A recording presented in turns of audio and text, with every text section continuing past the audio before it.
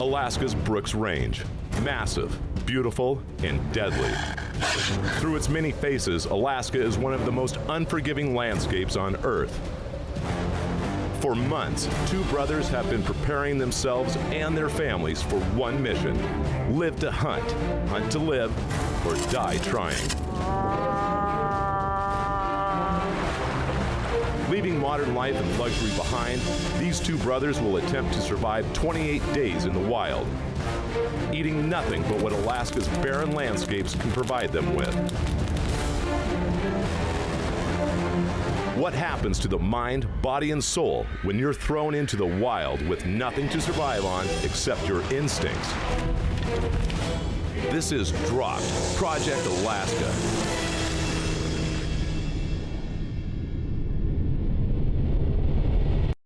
Amazing grace, what sweet sight, see her dressed in white.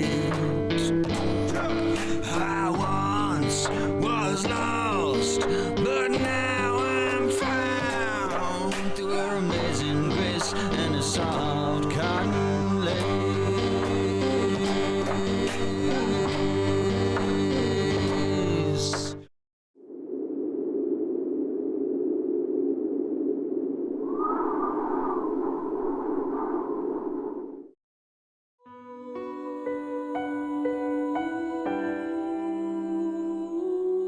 Alaska. It's unlike any other place on Earth. When you look at it from the air, it looks so peaceful. Then you hit the ground and it's just vast and untamed. Alaska is unlike any other place on Earth. You know, I often tell people that when you're heading to Alaska, you've got to plan for the worst and hope for the best. There's a lot more to this trip than just the hunt. You know, I'm trying to stay alive until that plane hits that strip on day 28.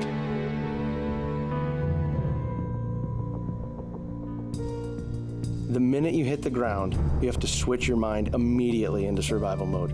You cannot make stupid decisions. You have to think twice and act once. Everything out here is one step at a time. You really got to think things through, because if you don't think it through all the way before you do it, you could wind up in pretty bad shape pretty fast. When you say goodbye and you're not sure if you're ever going to see your family again, you begin to realize how superficial everything else really is. I didn't leave my family and everybody at home to come up here and just walk around. I'm a hunter, but I'm also a thrill seeker. That's what Alaska's for. It's for thrill seekers who like to hunt. I don't care how big and bad you think you are. Alaska will break you. Not knowing what's around the next bend makes this hunting the most difficult I've ever had to face. It's Alaska. There's always been a calling for me. It's never wavered, not once. It's been there just as long as I can remember. The thing with this trip is, I mean, yeah, we've got the gear, we've got the bows, the optics, we've got the latest and greatest in hunting gear, but we don't have food. Everybody says they can do it.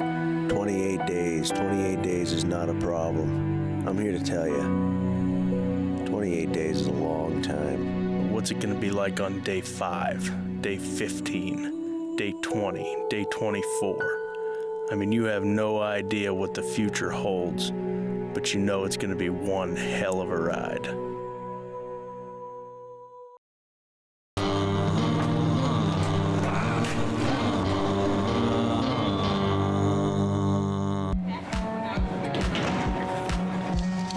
Roughly 3,000 miles and 4 cities later, the two brothers arrive in the hub of interior Alaska, Fairbanks. Each guy must make sure that his vital belongings have arrived safely. As they unload each piece of gear from the belt, the realities of the challenge that lies ahead begins to sink in. With the last of the commercial flights behind them, the team heads over to one of Alaska's most respected bush pilot services.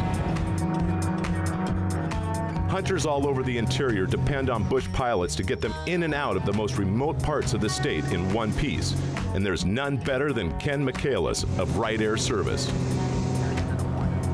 Flying for Wright for the past 12 years, Ken has logged more than 14,000 hours all across the Brooks Range. Chartering passengers since 1967, Wright Air Service specializes in getting hunters in and out of off-field and unapproved airstrips deep in Alaska's wilderness.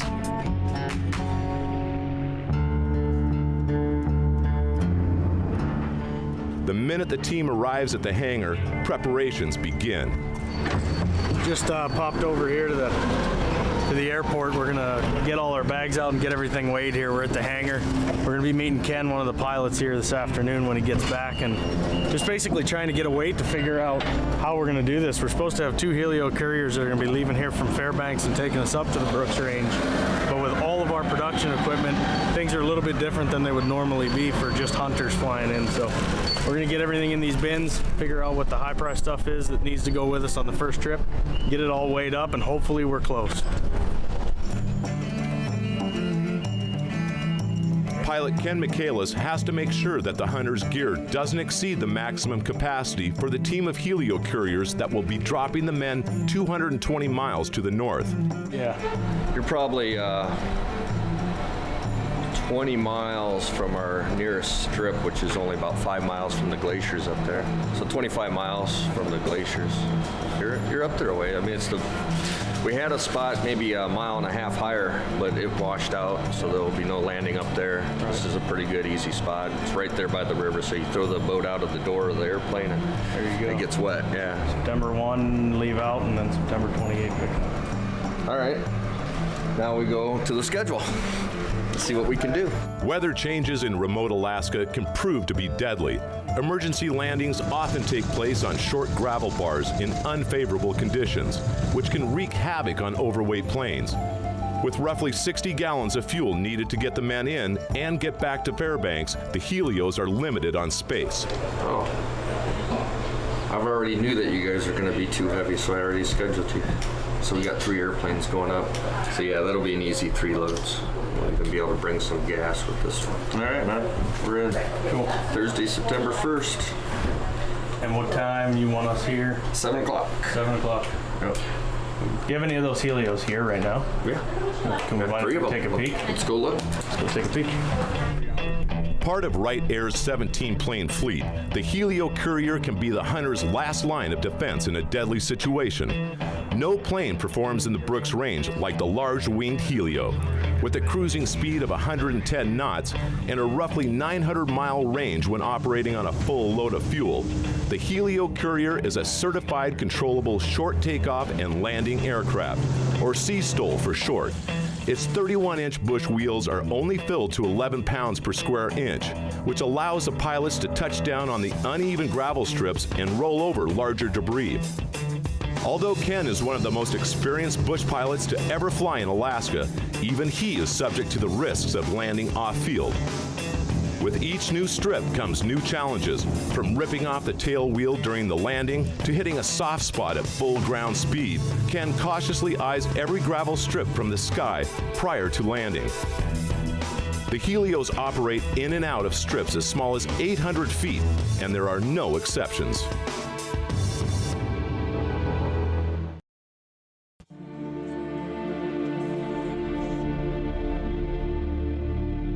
It's early fall across the northern reaches of Alaska, and for the next 28 days, Casey and Chris will battle all that Alaska's perilous river valleys have to offer.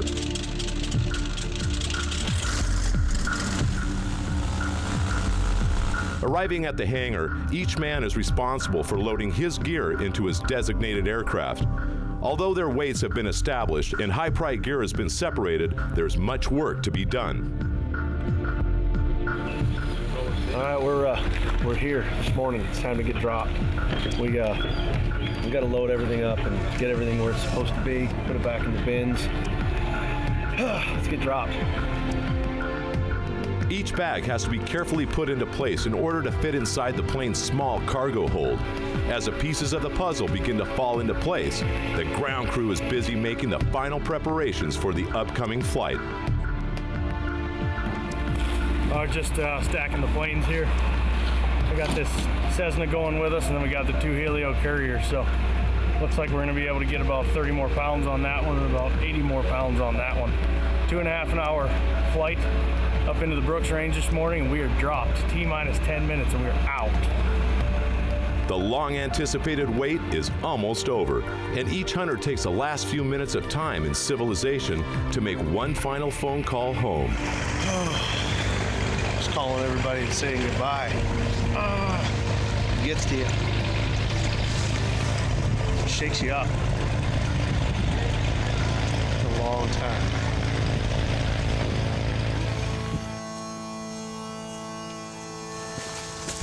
Heavenly Father, I come to you today and I ask that you protect us. I ask that you give us strength to get us on this hunt and to get us through. I ask that you protect us from evil and that you will protect our families as we're gone.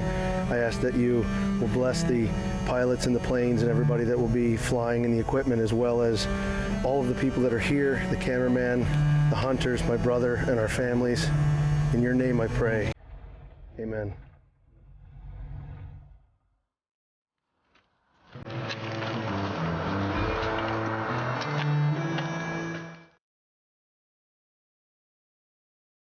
The final checks of the Helios are complete, and pilots Ken and Daniel are getting ready to fire up the engines.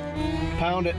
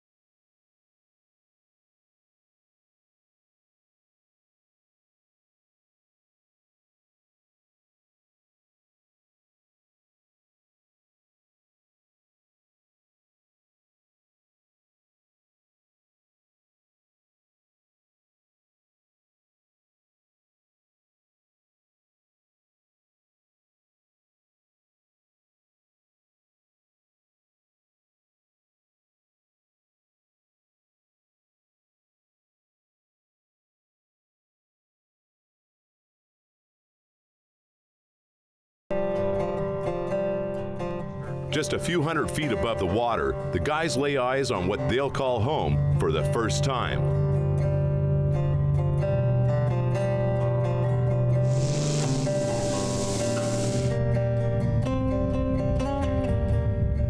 Chris's plane is the first to hit the ground, and the landing goes off without a hitch. With Casey 30 miles behind, Chris begins to unload the gear so that pilot Daniel can quickly begin his journey back to Fairbanks.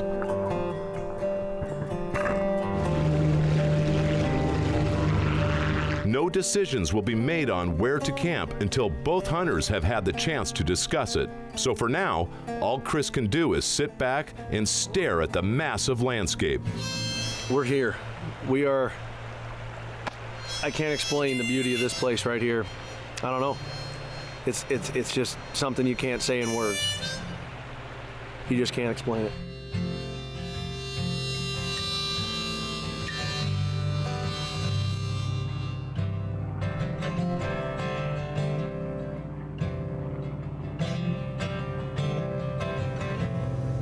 As the wind blows on the windward side of the island, can you feel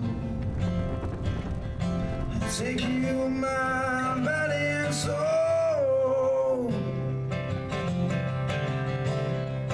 Call back the memories and walk in their highlights.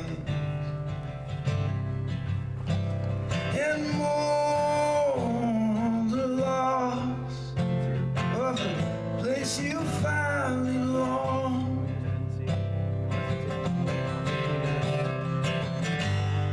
The tide is changing, pulls at you like the waves to the sand. Life rearranging, follows no course set by any man. Any man. Any man. Oh, watch as they break, they sigh and they swell. It's September 1st, and the hunters have finally touched down in the Brooks Range. It's shortly after 12:15 p.m., and the two guys have plenty of work ahead of them. As they scan the landscape for any potential obstacles or dangers, there are decisions to be made.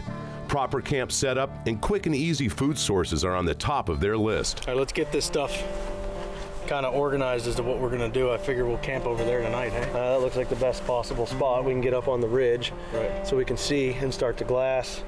We can't hunt, obviously, first day in Alaska, so we gotta work on food. Yeah. So that's teaming with grayling. Yep. So I say we get all the stuff. Let's get it over there. Let's get camp set. Yep. Get the tent up. And then I say we come down here and see if we can't catch dinner and at least get enough to last us a day or so. Yep. Get something in our stomachs. We leave the rafts. We leave the fishing stuff here. Let's hike all this hunting stuff up there in the tents. Yep. And get it dialed in. All right, let's go. I'm gonna go on this slope right here. Yep. There's gotta be blueberries over there. Oh yeah, there's gotta be. So the first thing we'll do is you try and catch dinner. I'll go try and find something on forage on that side. And if we're lucky, we have grayling and blueberries.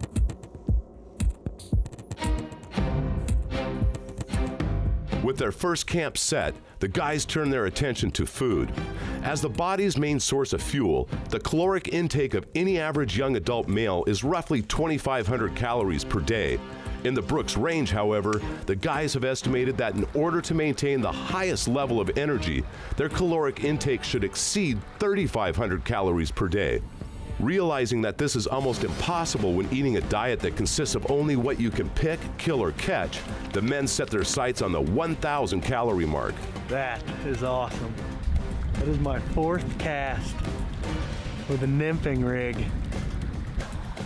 I'm out here catching supper. I'm on supper duty tonight.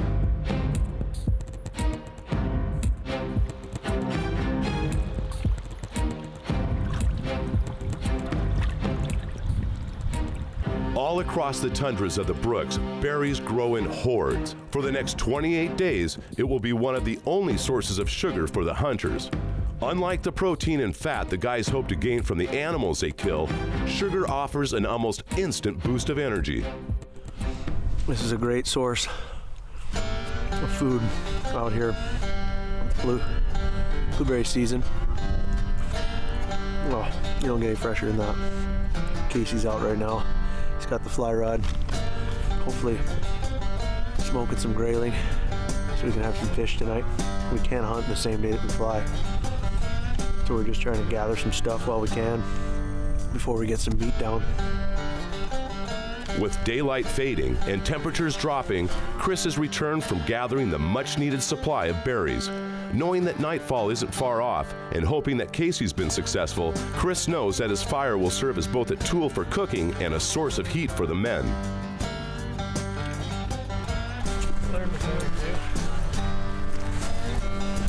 Found one or two. Oh, lovely!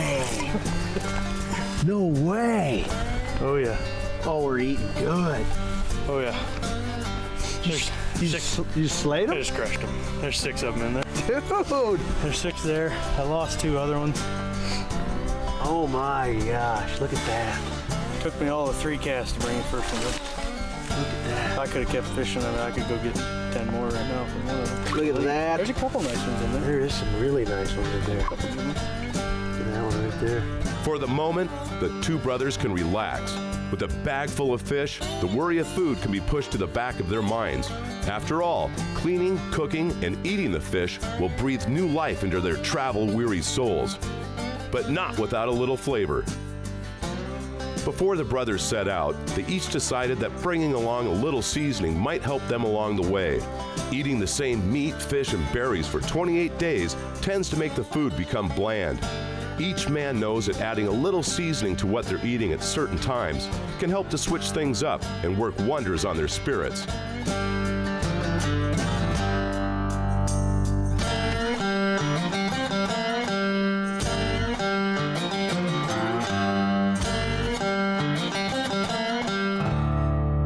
It's day number 2 in the stunning river valley, and hunters Casey and Chris Keefer are anxious to start glassing the surrounding mountains. So today is the first day the men could pursue any caribou that they wish to hunt.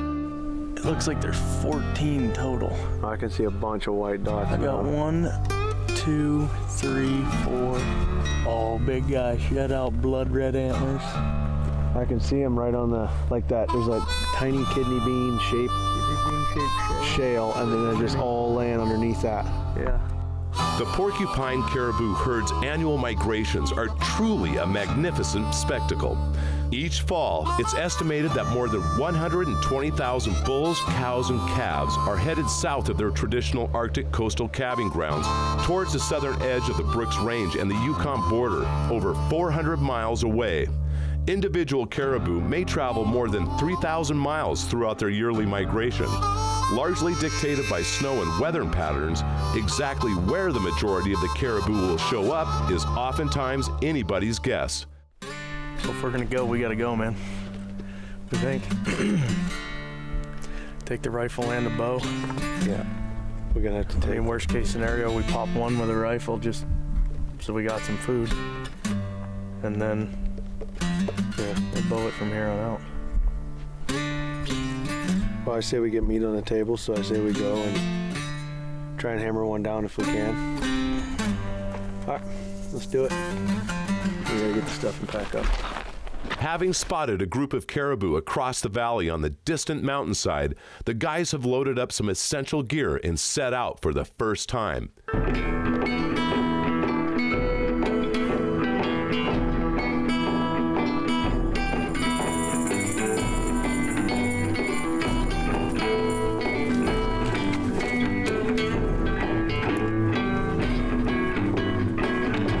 In this particular section of the river valley, the crystal clear river winds and braids its way through the valley. Crossing these braids can prove to be difficult and very time-consuming. We just cleared obstacle number 1 here. We had to get across this river like 6 times. So we finally made it up. Got into a little bit of tundra here. The caribou are up moving. They're up moving to the left, so we're gonna kind of try and make a beeline here in front of them to possibly cut them off. And make it over there, stop and do some glass and just kind of see if they want to make their way down or up. That's what I'm thinking, straight across. I'm ready.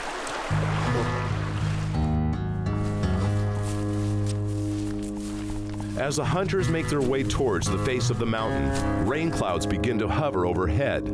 Finding a high spot that's dotted with a few spruce trees offers the guys a chance to take cover from the impending rain. This small ridge also allows them to conceal their silhouettes and gives them a higher vantage point to glass the surrounding valley.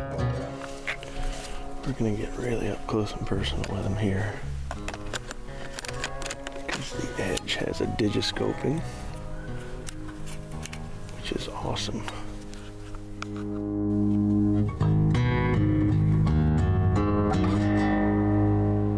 Just tried making a move on that first group of caribou and they got up about halfway over here, so they're just kind of scattered. That big herd bull that we saw earlier is just pushing them all across, back and forth up there, so we're probably going to get to another high point just off to our side here. We'll get set up on the top of there. Just keep blasting.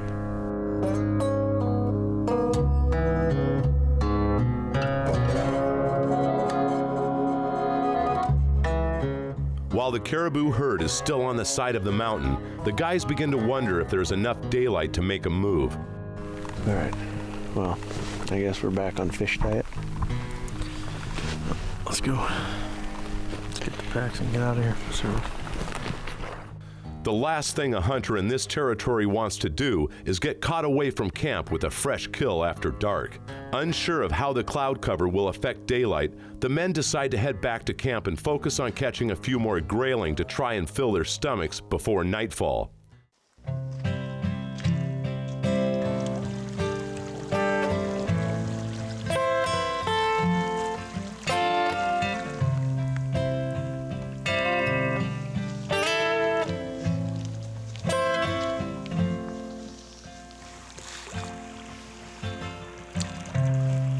What do those lights in the city skies tell you to do?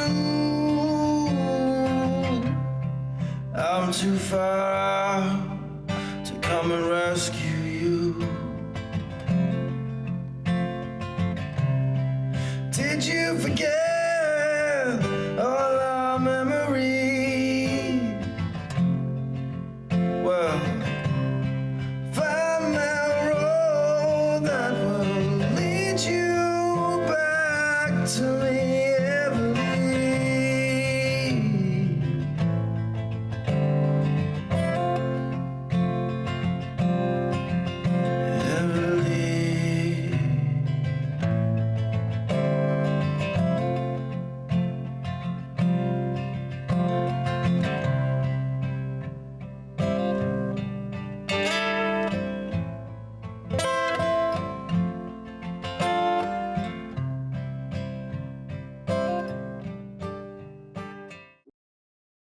And the hunters have yet to kill.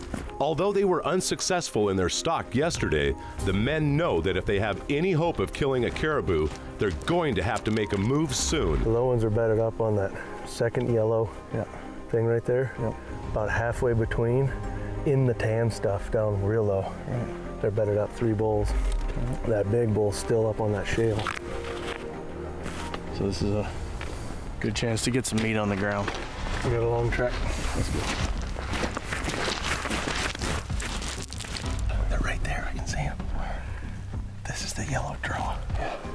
Come to the right. There's a couple of bare spots. They're in one of those bare spots. They're bed up right on the edge. You see this orange piece of grass to the bottom? It's an orange. There's right of the spruce right there. No. On the far hillside, the gold comes down, and there's an orange piece of right on kind of a hump. Looks like a triangle. On the far hill, there's an orange section of grass. Yeah. You see that? Yeah. Go straight up to the right, where it goes from light to dark. When hunting areas such as this, a lack of adequate cover can make getting close to caribou difficult. The side of the river the men are currently on holds sporadic spruce trees and thick willows. However, once they are forced to cross the river, they'll be stuck out in the damp, wide-open muskeg. Casey's glassing right now. We did lay an eye on these 3. There's 3 bulls and 1 cow laying down. And they're closer. They're still about 1.5 miles 2 miles away. But he just spotted that big herd bull with the white mane. We're calling him a maniac. He's still at about 4,500 feet and he's not doing anything. So we're debating whether to go after these guys down here or just wait and see what the old maniac does. I really think if we can get in one of these creek bottoms, we can use the lay of the land to get up there. So we can go right up that ridge. I say that's what we do. Let's go.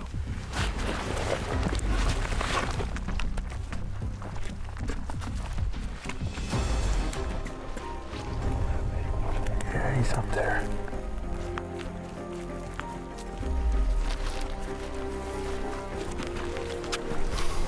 That's a long hike in. Good thing we had is this old dry riverbed. And we're now even with them. But we're trying to get on the upside of them. Wind factor and also cover factor.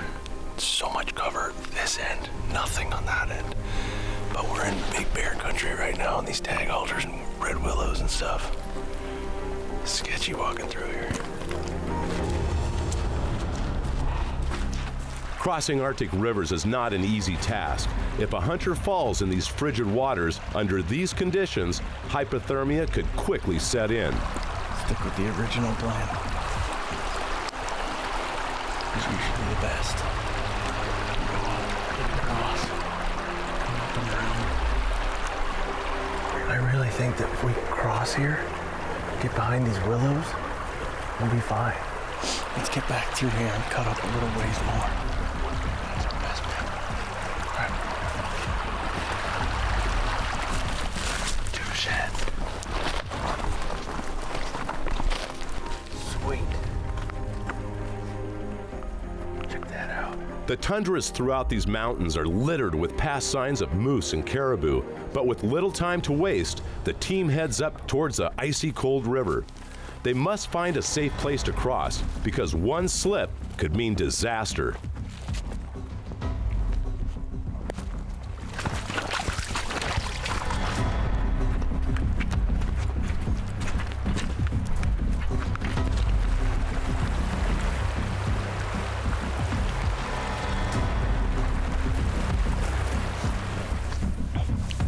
We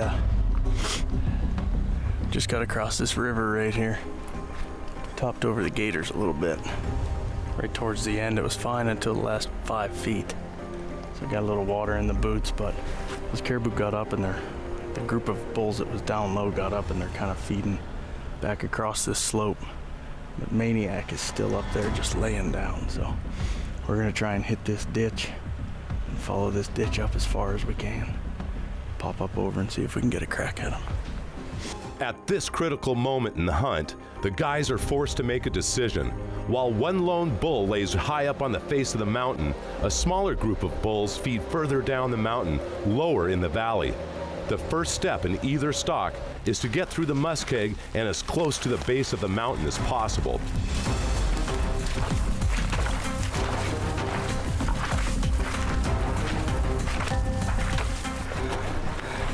It's about 1.5 miles and we are hauling. Gotta get to this brush line fast.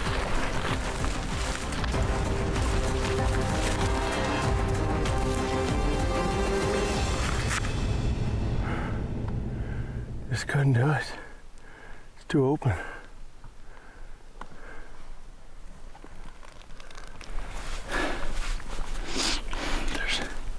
It's just way too wide open. Man.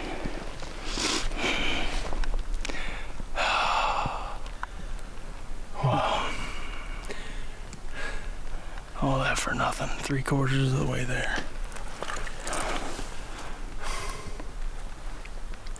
Yeah, Maniac's still there. Those 4 are cruising. He's still up there. Let's regroup here.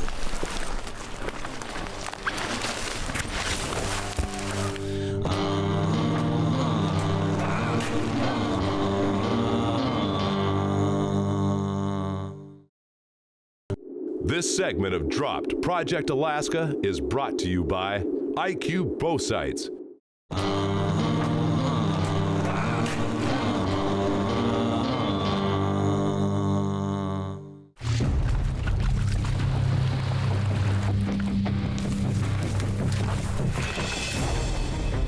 4 hours into the hunt and over 5 miles from camp, Maniac, a bull that Casey and Chris have been watching for 2 days now, has become their intended target.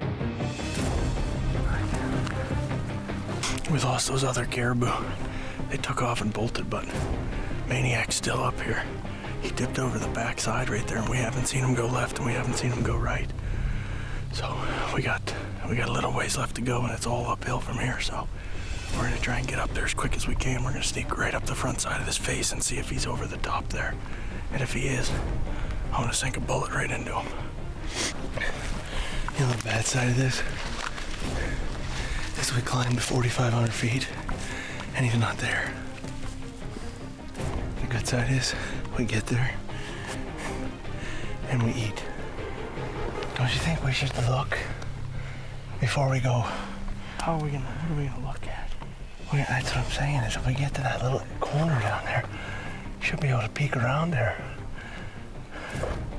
I mean, my thing is if we go straight up that mountainside, you can exert a ton of energy and you could be just right down there. You're not gonna be able to see up there from over there anyway. Well, then we split up.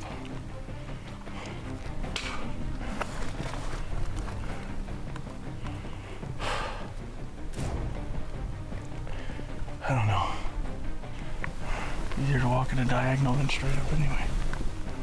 Let's just go to the corner. It's far. Spent. Cold, wet, and a bit agitated, Casey and Chris find themselves at a crossroads.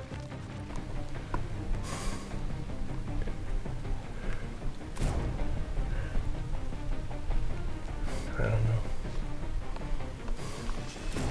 Want to split? You want one of us to stay, one of us to go? No, I can climb this high to stay here. We got it right there. Looks a lot closer than it is. I'm going right there. I want to see what's on the back side of that thing. Why? So we're gonna, I just said, do you want to split? You said, do you want me to stay here? I said, no. I said, do you want to split? Do you want one of us to stay? Do you want one of us to go? Do you both want to go? Well, I'm gonna go, but I don't want to go straight up that mountain right there. I want to go over to that side. Nothing says we can't go like this and wait a second till one of us looks around the side of that mountain. I don't know. Why, you want to go straight up? Well, I have a feeling he's up on top there. I mean, from where we were glassing him this morning, that goes up, goes down. It's a big flat spot before it starts to go up again. And that's where they were laying this morning.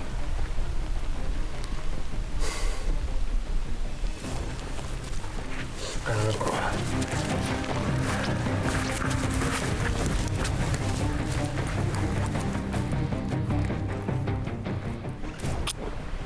know.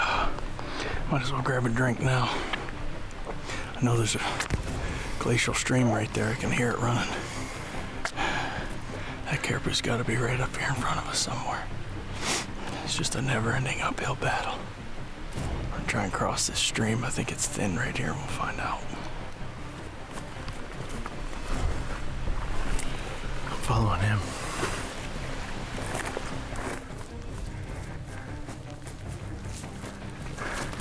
Constantly aware of their surroundings, as the hunters push their way up the face of the mountain, they notice a small herd of caribou crossing the muskeg below.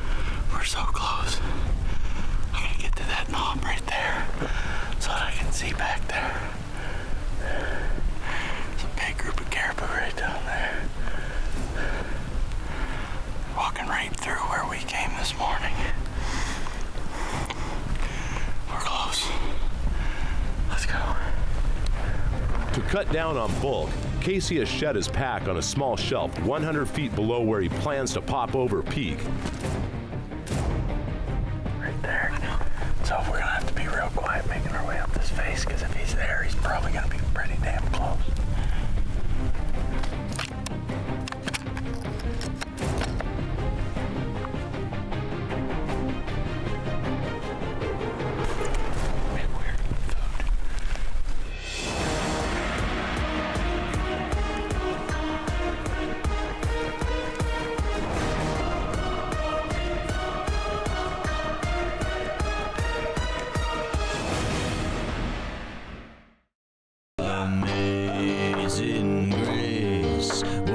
me aside.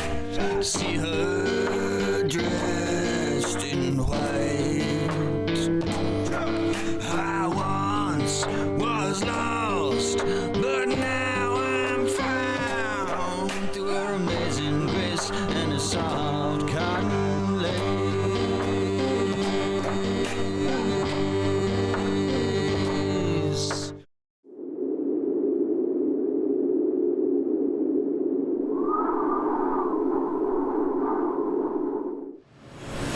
It's September 3rd, and hunters Casey and Chris Keefer are over 4 hours into their stalk of Maniac, a big bull that they've been watching for the past 2 days. As they crest the peak for the first time, this moment could mean the difference between filling their stomachs with much-needed fuel or a long and depressing trek back to camp.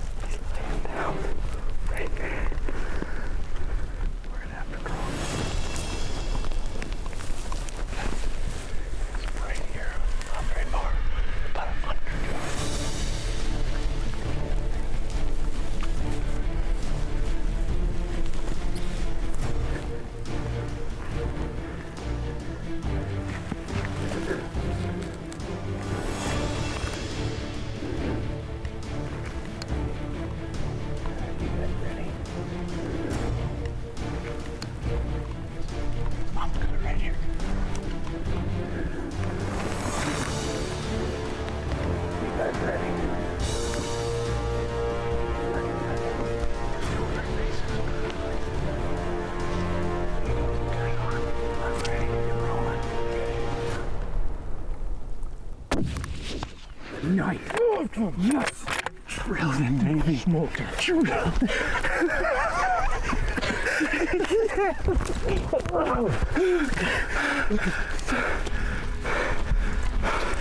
On top of the world.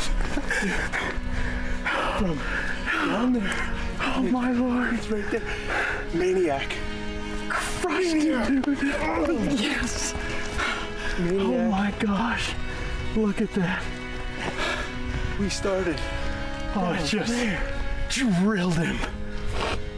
We started all the way at camp, way across where that other peak is this morning. It's emotional. And we just smoked a mountain caribou. Man, look at this. That's surreal. Absolutely surreal. I knew he was gonna be up here. I can't believe that just happened. Oh, just crushed him, dude. Oh man, you know what? He was laying down, but his shoulder was exposed and perfect. And I didn't think he just started doing a little nosing, but he couldn't smell us. Oh man, I did not think we were gonna make that happen. I mean, we came 4:19, 5 hours almost. 5 hours. Well, let's put it this way, camp. Oh, the camp is by that peak. Down at the base of that peak. That is old Maniac. That is a caribou that we've been watching for 2 days. And we gotta be at 3,000 plus 4,000 feet right now. Yeah. We belly crawled the last 60 yards up this rock ledge right here. He was up here on the hillside, bedded. And you know what, when you're eating for food, you gotta take your shot. I had a shot, I had a good rest. There's no way we'd ever got on one with a bow up in these mountains, but the rifle did its trick, and we got old Maniac laying right there. Dude, that was awesome. Oh, that's one for the ages, right for the books. Oh, that is how you hunt mountain caribou in Alaska. Not to mention, today is my son's first birthday. Pretty sweet. That's awesome.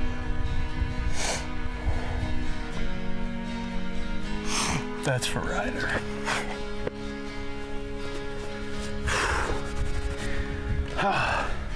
Let's get our hands on him. Caribou make a grown man weep.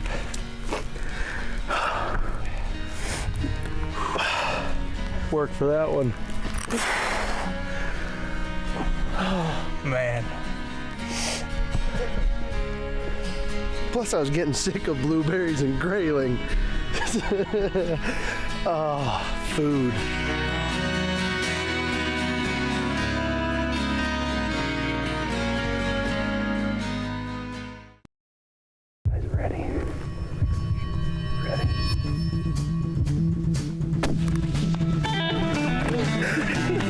just smoked a mountain caribou. It's 4:19 p.m., and the hunters have put their first animal on the ground. Surviving in the brooks for 28 days off of only what they can kill means there's a fine line between trophy hunting and putting down an animal for survival. This is my mountain caribou. Luckily for the hunters, the bull they're about to put their hands on is an old, weathered bull, and any worries of being forced to take an immature caribou fade off in the distance.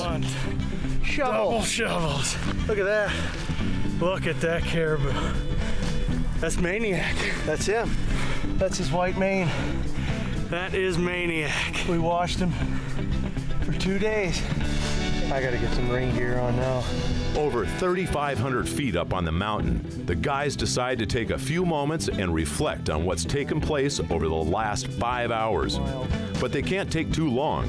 The horizon all around them reeks of bad weather, and there's much work to be done. What an awesome, just personal, like we did it, you know what I mean? Yeah, we did. Pushed and pushed and pushed and pushed, and we did it. I mean, we're up there right now. Find out on the GPS. Came all the way across that muskeg right there. And we'll find out how far we are from camp too and the waypoint. Knee high in the water, just to pull this off so we can eat. And there he is. What an experience, man. It's gorgeous from up here, isn't it? In fact, we only got that much further to go. That's one of the coolest hunts I've ever done. Just a total mental game. Oh, we just got done snapping some pictures, and things are taking a real bad turn for the worse in this mountainside. We got a huge thing of rain moving in on us. It's been steady all day, but now it's pouring. So we're gonna tuck the camo away and get out the hardcore rain gear, because we still gotta skin him out, quarter him up, get all the meat and everything, and pack him out. So we gotta be out of here in the next 45 minutes, or else we're gonna get stuck on this mountain. So we're gonna grab everything, get him cut up, and we're out.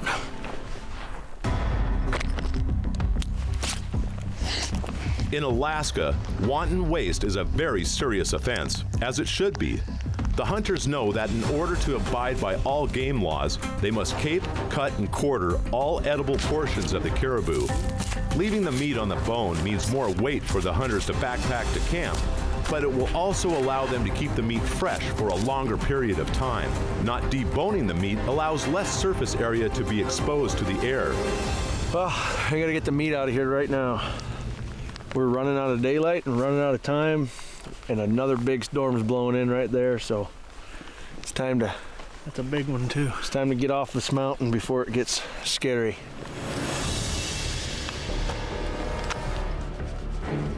As the weather begins to worsen, each man on the mountain loads his back with a tag bag full of meat and starts the arduous trek back to camp. Every hunter that's ever stepped foot in Alaska knows that the real work begins the moment the animal hits the ground. Their packs are loaded with meat, and there's fresh grizzly sign everywhere, including the unmistakable smell of a recent grizzly kill site, so the hunters have to remain alert.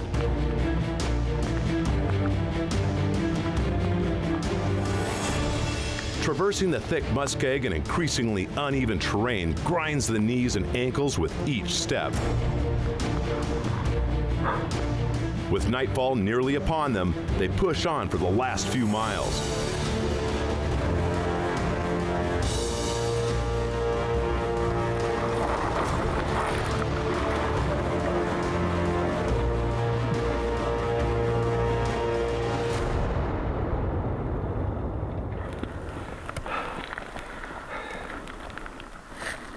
This is the most grueling pack out we've ever done, but it's worth it. It's worth every second of it. It's gratifying, triumphant, and all in the same thing.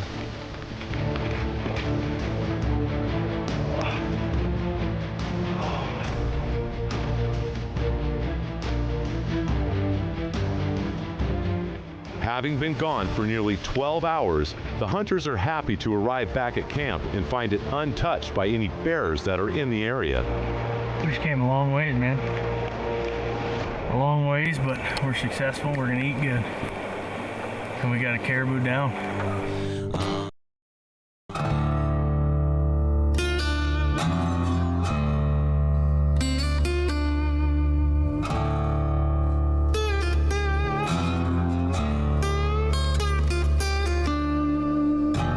My skin's gonna start to crack, so I gotta keep bandages on. Don't want infection setting in out here in the middle of nowhere. With a new day comes new life, and the team is in no rush to make it anywhere this morning. A brief break in the skies offers the opportunity to hang yesterday's rain-soaked clothing and dry out the rest of the hunting gear. Oftentimes, the pace in Alaska's bush can get the best of you, but relaxing after a hard-earned kill can be refreshing and worthwhile.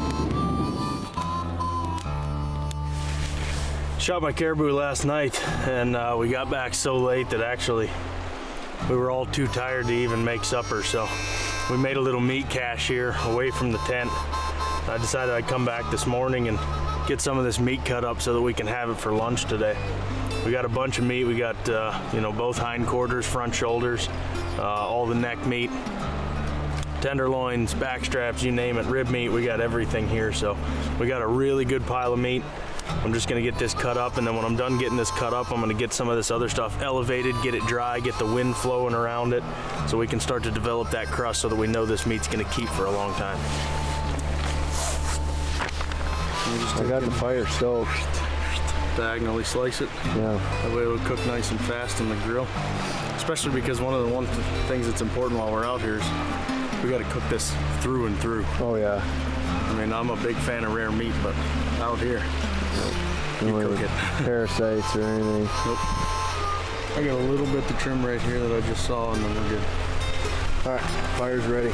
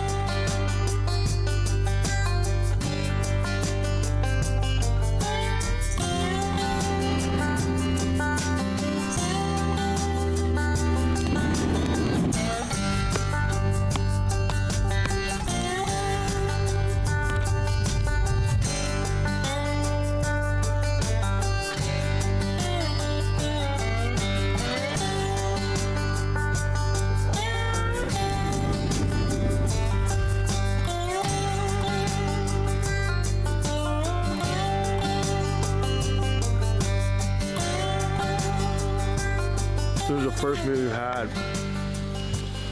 since we've been here. It's unbelievable. So good.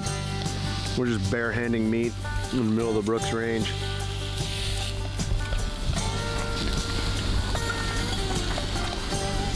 Incredible. Enjoying their first full meal after 4 days boosts the brothers' energy levels. The guys know that if they hope to keep the caribou meat fresh for an extended period of time, they must build a proper meat cache. All right, so what I'm doing right now is I'm getting our meat cache kind of all figured out. I got the meat out, making sure it's dry. I'm gonna spray it down. I brought citric acid with. I'm gonna spray it down with a little citric acid. Keep the flies off it, gives it a good crust on there. Right now it's cool. Sun's starting to come out, so I'm trying to get this so that the wind is in the right direction, and it'll just keep the wind going through there, will keep it cool. So gotta be prepared. Put the hoodlum to work. I'm gonna make kind of a willow bed so I can put the meat on it, keep it up off the ground, and keep that air circulation going through it. Good airflow going through there, no sun hitting it. Should be good to go.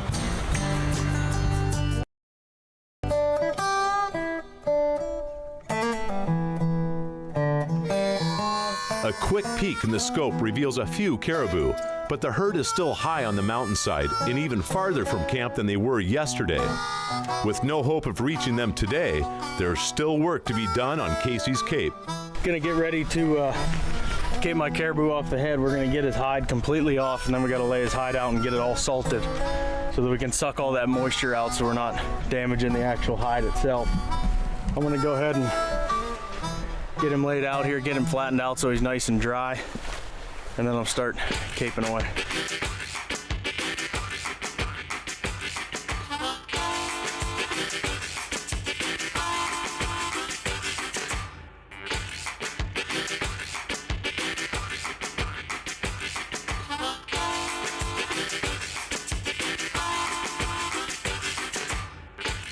Properly fleshing and salting a cape allows Casey to dry out the hide in order to eliminate any rotting or hair slip that could occur over the remaining weeks.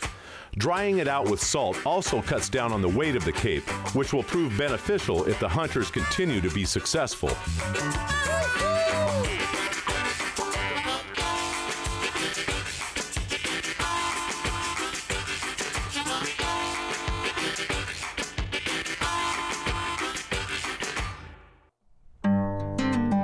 As the sunlight begins to fade away, the day's work has ensured the men will have fresh meat for days to come. As they put their minds to rest for a few short moments, they'll soon find themselves face to face with the icy cold waters of the river for the first time.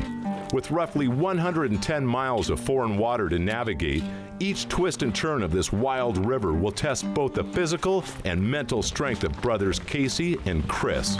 Mississippi rising, the levee is bound to break.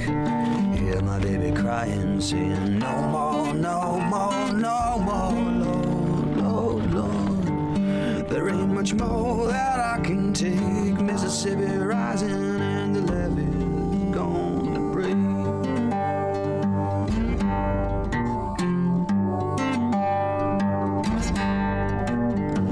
Early one morning, I was laying down low, came like a thunder in the mountain. Now I got nowhere to go, like a cruel twist of fate. I'm waiting on Noah's Ark of a way.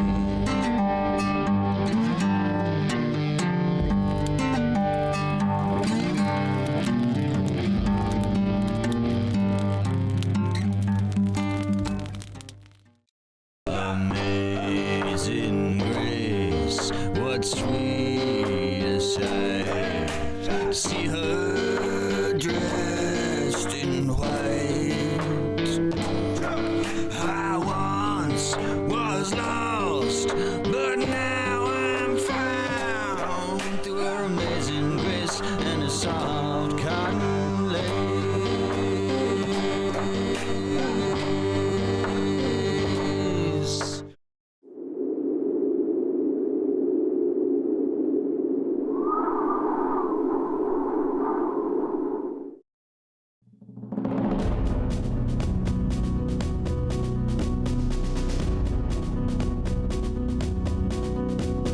It's day 4 in Alaska's Brooks Range, and brothers Casey and Chris Keefer have a decision to make.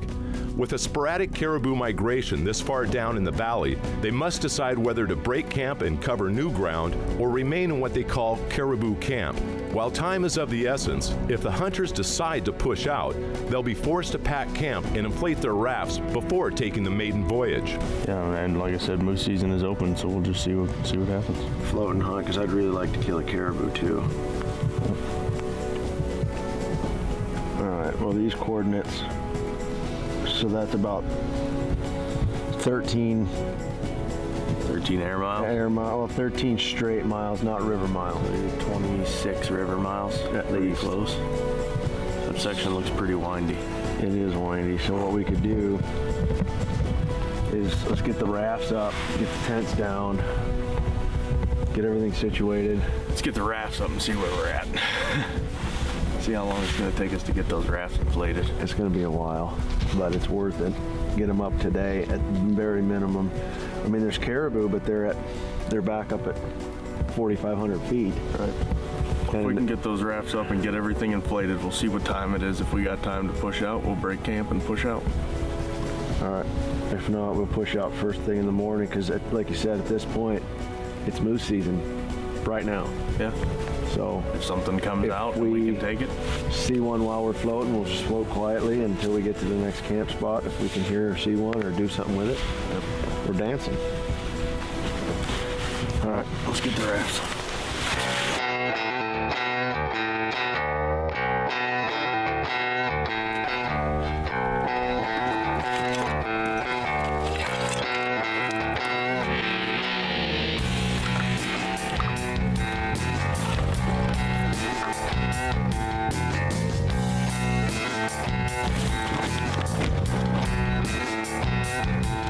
Both Casey and Chris will be equipped with their own raft. With roughly 110 river miles ahead of them, assembling each raft correctly the first time is crucial. At 15 feet 9 inches long and 6 feet 8 inches wide when inflated, the Levitator rafts have been specifically designed for tackling the glacial rivers of northern Alaska. With a weight capacity of 3,000 pounds, these durable, high-floating, and self-bailing rafts can prevent dragging in many areas of the river if packed correctly. While the 16 D-rings will allow Casey and Chris to lash their loads securely, the oar locks and uncounterbalanced oars will allow the guys to adjust to the river's depth at a moment's notice.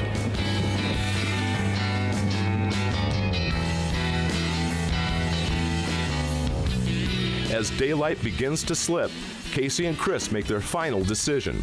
The brothers will stay one last night in caribou camp, hoping that the migration will pick up and the caribou will begin dropping below 4,000 feet.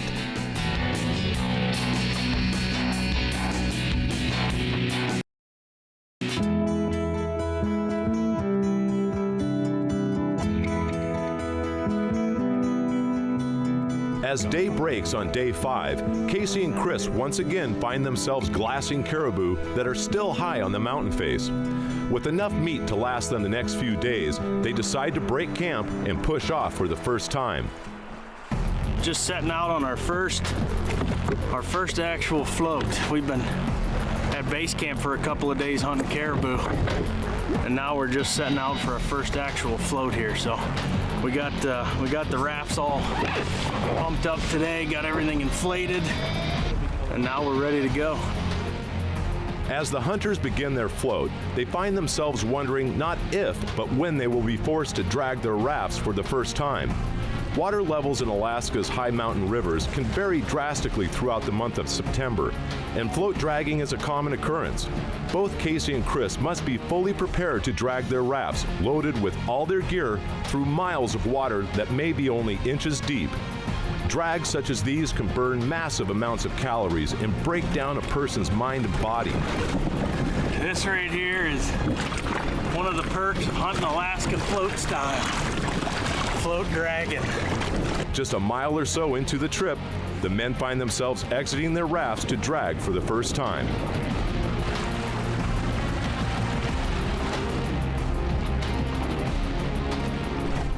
For anybody that thinks float dragging Alaska is easy, they need to come try it themselves, because it's not.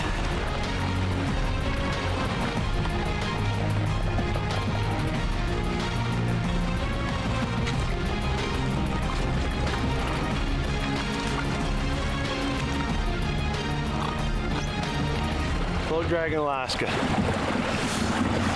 Love it.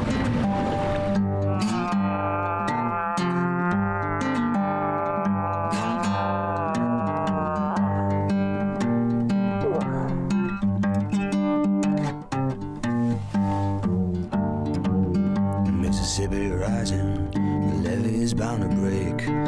Hear my baby crying, saying, no more, no more, no more, Lord, Lord, Lord. There ain't much more that I can take. Mississippi rising and the levee gonna break. Casey and Chris find themselves only 6 miles downriver from Caribou Camp as the sun begins to set on day 5. Knowing that they must find a campsite soon, they set their sights on a small stand of spruce trees that they've eyed from the river.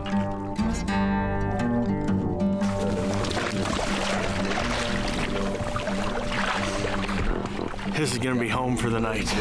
Like a cruel twist of fate, I'm waiting on Noah's Ark of a way.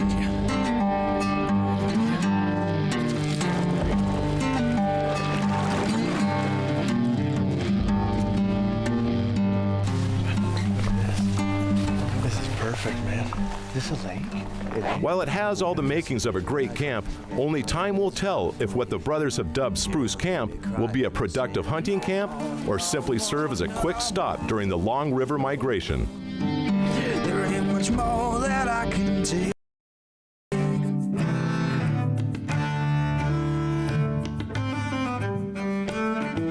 It's day 6 for Casey and Chris, and they awake to a brand new landscape. As the landscape around them begins to come alive, there's a different feeling in the air today. While finding a caribou for Chris is still a priority, they also know that moose season has officially opened. The hunters' minds race with thoughts of a massive Alaska Yukon moose grunting and swaying. But this early into the moose season, both men know that any bulls that they may spot will most likely not be showing any signs of rutting. Bush coffee, black and with grinds in it.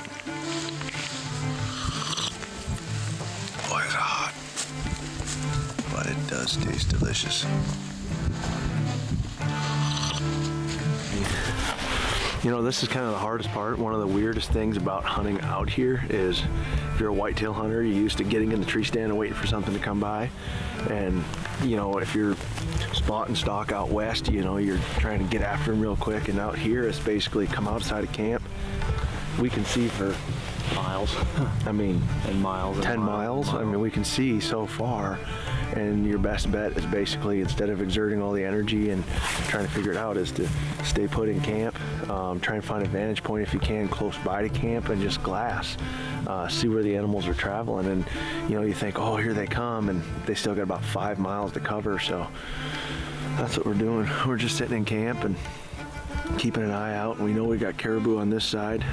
This side had some caribou earlier way up high. They must have crested and went over the top, so now we're just kind of keeping an eye on it. I mean, just because they're there now means that maybe 5, 6 o'clock tonight they could be right near us. So that's the plan for now until we get into deeper moose country.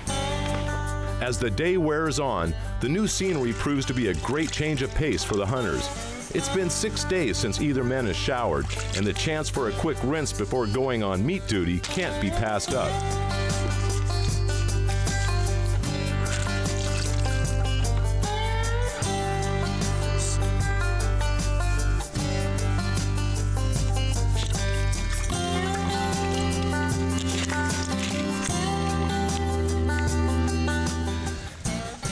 That right there is the official bush shower until we can get a sunny day. That's how I'm doing it right there. It's about the extent of the cleanup we get. Oh, did that ever feel good, bro? Whew. Bring you back to life on a cold day. Feeling refreshed and renewed, the men head to the meat cache they built previously. Cutting meat up for supper is a tedious task. Both Casey and Chris must accurately estimate how much meat they should carve to keep them going, but not get too greedy. Eating too much of the coveted caribou meat now could spell trouble in the weeks to come. Regaining the calories that were burned up during yesterday's river travel is a must for the hunters. I like taking the hams off just to lighten the load a little bit, save the backstrap for the other backstrap for a special occasion. Plus backstrap's quick and easy to trim in a hurry if we get bad weather or something. Yeah. Just takes a little more TLC.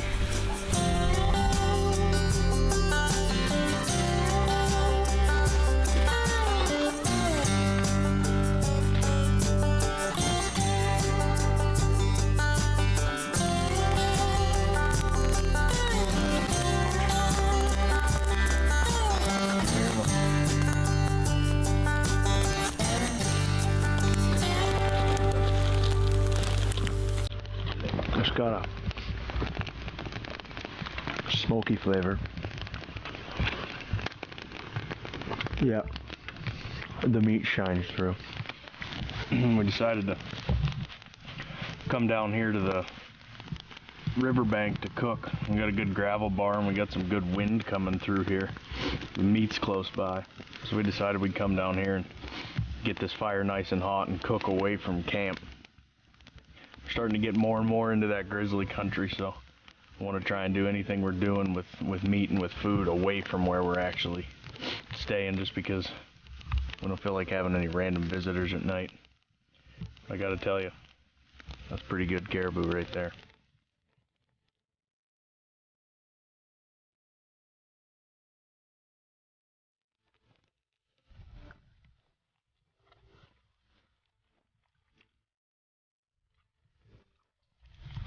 So far, Spruce Camp has proved to be an unproductive hunting camp, and the guys decide it's best to break camp for the second time in 2 days, hit the river, and camp above their first major obstacle on the water.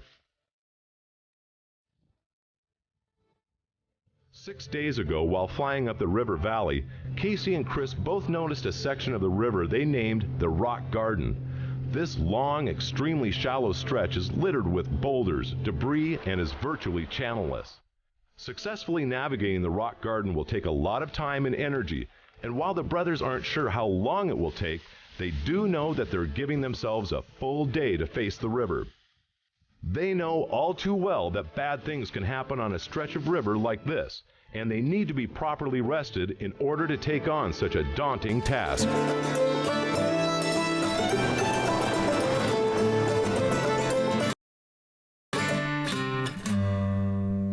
Just before hitting the river, Casey and Chris decide to go over the game plan one last time, just to make sure that they're both on the same page. Okay, here's where we're at right now. We're gonna go around and come to this whole S thing. Yeah. But then once we get over here, see? Yeah, we hit that long, looks like we hit one big long straightaway before. Yeah, and then it gets super lakes everywhere. Battery low. Come on. And then that's where that is, and then the rocks are right here. Yeah, that's the rock garden. It's 4 air miles away, but it's going to be at least 8 miles. 8 to 10 miles, I'd say, river miles, because it's pretty snaky in there. Yeah. So I'd say 8 to 10 miles before we hit that ultimate rock garden. Well, that rock garden, we may want to scoot through that. That's a pretty nasty, gnarly looking. It is. Piece of water. And then, depending on what time we get there, we may decide to go through the lakes if it doesn't look decent. Well, it's 12:45 right now, so let's go. All right, let's go. Well, we just broke down camp. We had to spend a night there yesterday. The weather kind of came in on us.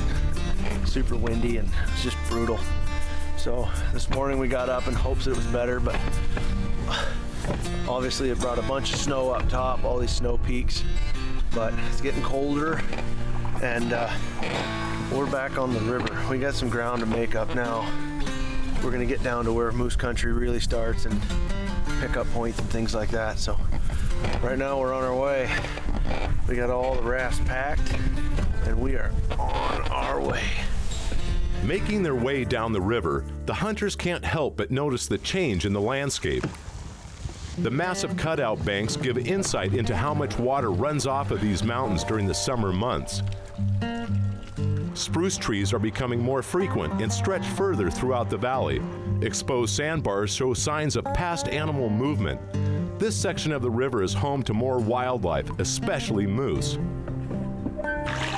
With each passing sandbar, Casey and Chris meticulously eye any tracks, searching for fresh sign. Frequently stopping on the sandbars and inspecting the signs that they hold is a good way to gather info in order to try and pattern the animals. But then you also have this whole valley here that you can see. Obviously there's tracks all over the place here. I'll be able to see that. But then you may be able to see up that way. I want to see what's back there too.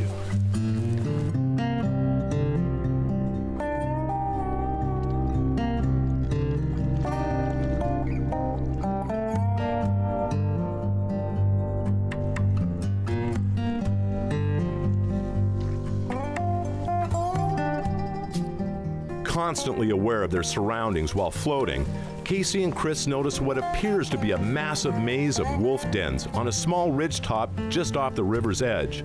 One of the most effective predators on Earth, the wolves that call this region home routinely prey on caribou and moose. Just kind of coming down the river here, climbing these little ridges to glass and look out and see what we had. We came across a couple of these wolf dens right here. These things are awesome. Look and see. You can actually see way back in there where they've got it burrowed, way out down in there, and they're all over this hillside. And there's some big wolf tracks around here. So these dens are definitely still active.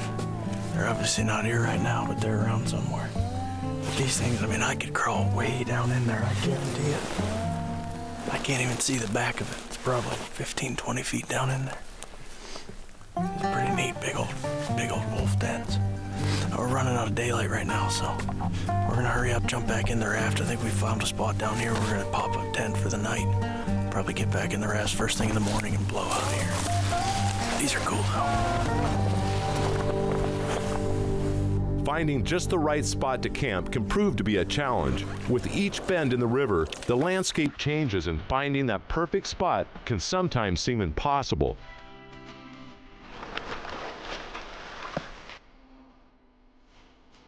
The men have finally found camp for the night, a gritty, exposed sandbar. It's their first night in what they call moose country, and as each man lays his head to rest, thoughts of tomorrow's impending struggles race through their minds.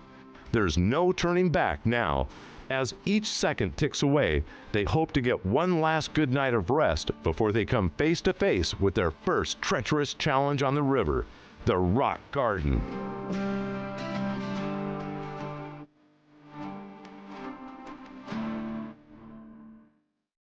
Amazing grace, what sweetest sight, see her dressed in white. I once was lost, but now I'm found through her amazing grace and a soft cotton lace.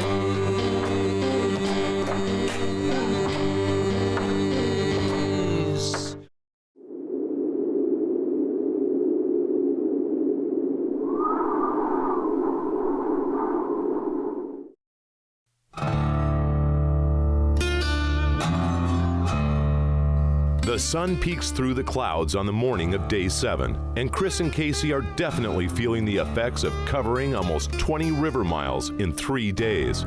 Mornings are tough in the bush, and rolling out of the sleeping bags isn't always an easy thing to do. We're just in the wake-up phase right now, after a long night of sleeping on the ground. Pretty comfortable though, not gonna lie. Didn't take me long to fall asleep after a day of rowing like that yesterday. As we're waking up on day, I don't even know. No. Long day ahead of us. Through the rock gardens and down to moose country. Up to this point in the journey, Chris and Casey have covered 20 river miles of the 110 required to make it to the takeout. After leaving Caribou Camp on day 5, the men rode 7 river miles to Spruce Camp and continued another 13 miles to their current location, Sandbar Camp. The exposed sandbars provide a soft floor for sleeping in camp setups such as this one. As Chris explores the surroundings of this temporary camp, Casey awakes and realizes how much the river migration has depleted his energy level. Tired. Still.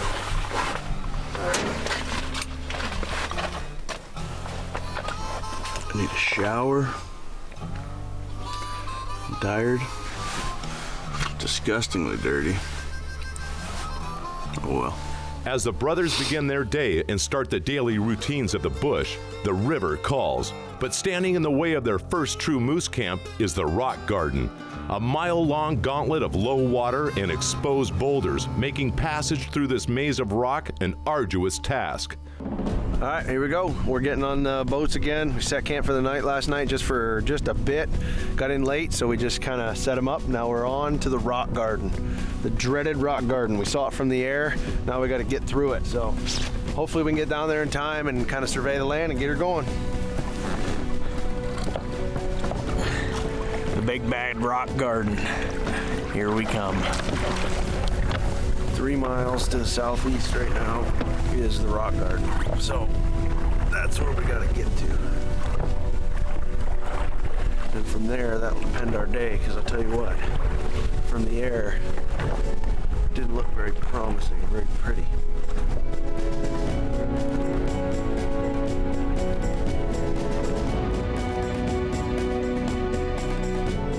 With less than 3 miles remaining until the gates of the rock garden, Chris and Casey cover more ground as they continue downriver, and the closer they get, the more the water starts to change. This spot right here, there's some big boulders that we're gonna have to really try and avoid. Well, you can tell we're dropping in elevation because we're starting to come up on some rapids. This is kind of the first set of rapids coming up, and it looks a little hairy. Although each hunter is limited to 100 pounds of personal gear, the production crew's equipment averages 500 pounds per boat. This, in combination with body weight and tents, makes maneuvering the levitator rafts a daunting task. Get out of there. Oh, look out. As Chris and Casey enter the gates of the rock garden, exposed boulders and low water levels pose a huge problem for the brothers. Constant exiting of the rafts with fast waters and ankle-breaking rock, combined with the raft weight, makes for a dangerous situation. Oh, don't go that way.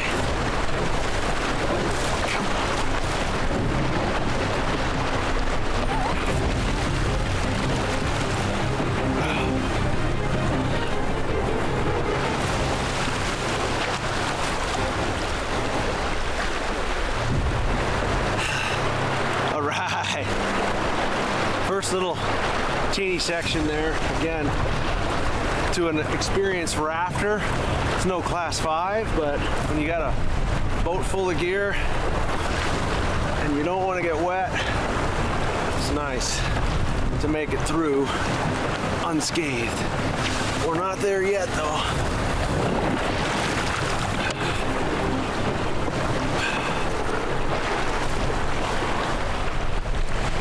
Really gotta pick my line here.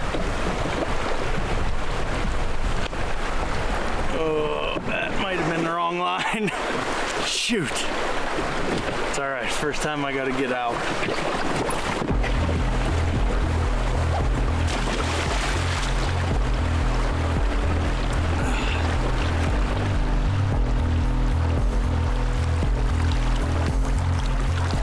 Halfway through the rock garden, both brothers continue to struggle with staying afloat for more than 100 feet at a time.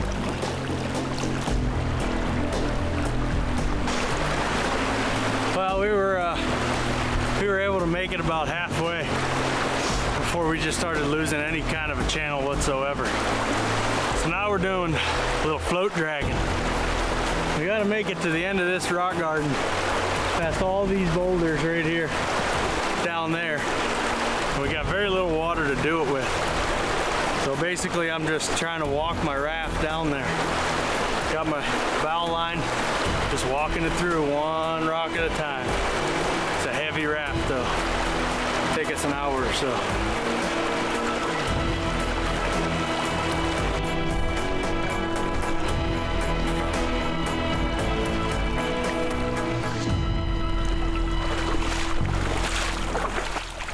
Not out of it yet. Still got another half a mile. We're riding this little rapid chain right here. This little channel. May have to get out here in a minute. Oh. But at least if you can ride and get your feet out of that cold water, it's a savior. What do you think, that outside channel? Well, that's what I'm looking at. Outside's usually your best bet for deep water. Well, that middle doesn't look good at all, so we can skirt it right through here with a little shimmy shimmy.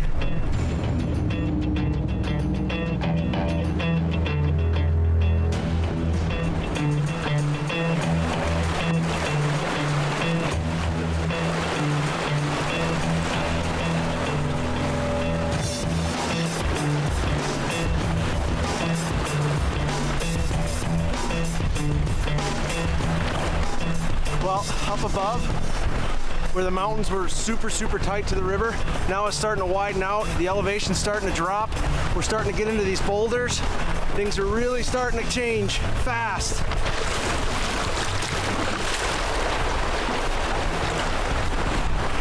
But this white water coming up. Looks like it might be the home stretch through the big rock gardens. We've made it, I think.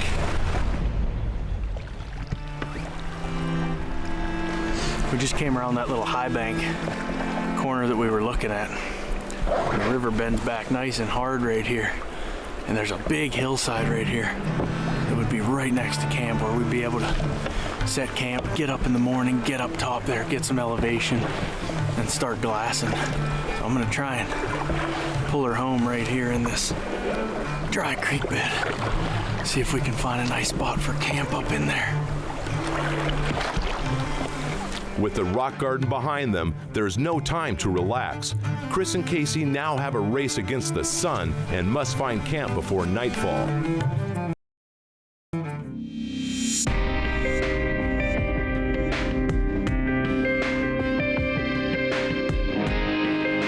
Four miles downriver from the rock garden, Chris and Casey find themselves in a dilemma.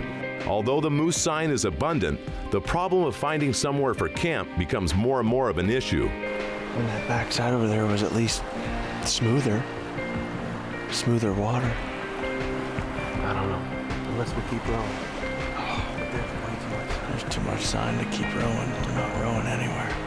Let's try to find a place to camp. There's so much sign in here, so much sign. Fresh rubs, we got tracks, we got piles of crap everywhere. I mean, it's just, and fresh, like not days old or weeks old. I mean, fresh stuff. Like there is moose right here, somewhere right around in this area. We're gonna spend the next 5 or 6 days trying to kill them. The brothers decide to move downriver to a high spot they've located that will offer them a great vantage point and give them relief from the noisy rapids. First on the agenda is to get some much needed food to help recoup energy loss from a long day on the river. We've got camp just about set. Been an unbelievable day of rowing. We found a ton of sign over there. We just weren't happy with our campsite. Couldn't really figure out what we were gonna do. Finally, we set camp. We got it dialed in, and now we're gonna treat ourselves to a caribou backstrap, because after a day like that, we're hungry, extremely hungry. So we've been keeping the meat, it's nice and cool. Now we're gonna just trim all the stuff off it. We treated it with citric acid, so everything's good to go. It's got a good hard crust on it. So now I'm just gonna trim it off, all the black stuff, nice and tender.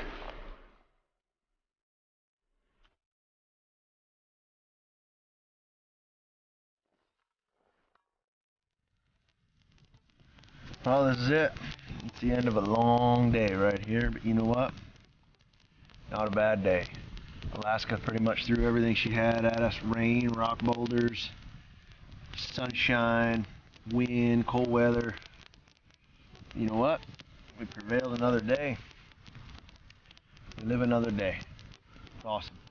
Absolutely love it. We are living off the land and loving life right now.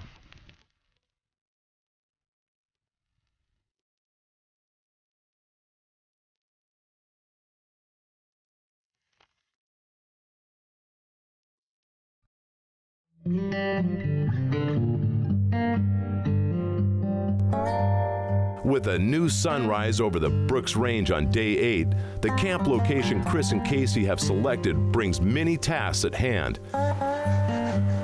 Gathering wood, shooting the bows, and building a new meat cache top the list.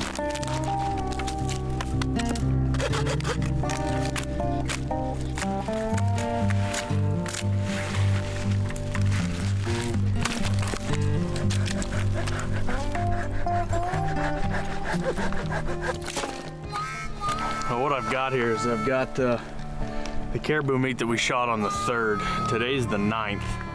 And every camp we've been setting up, we've been getting the meat cache lined out, getting it elevated up off the ground so that you get good airflow on both sides of it. But what we ran into this morning when we came down here early this morning is there were actually some birds that had gotten onto it.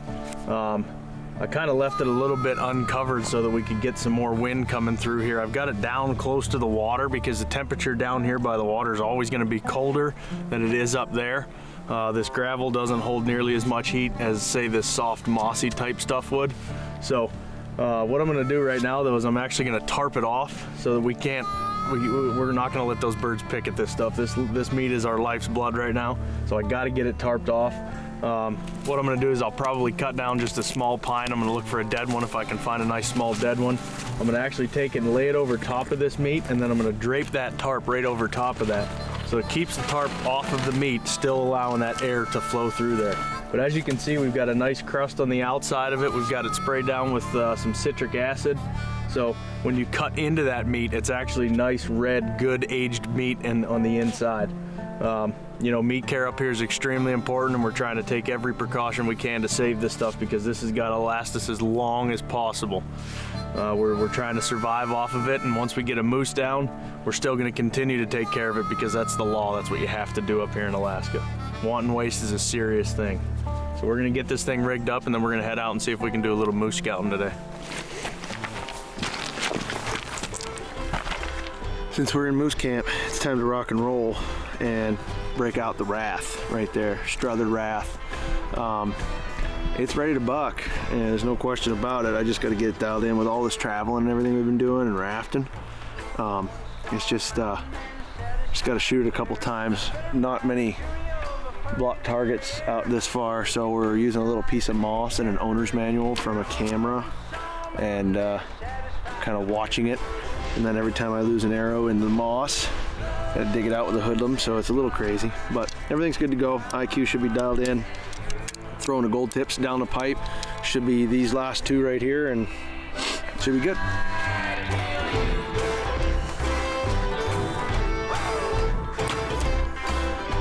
Goes right through, so. Okay, we're back dialed in. Took a little bit, but we're good.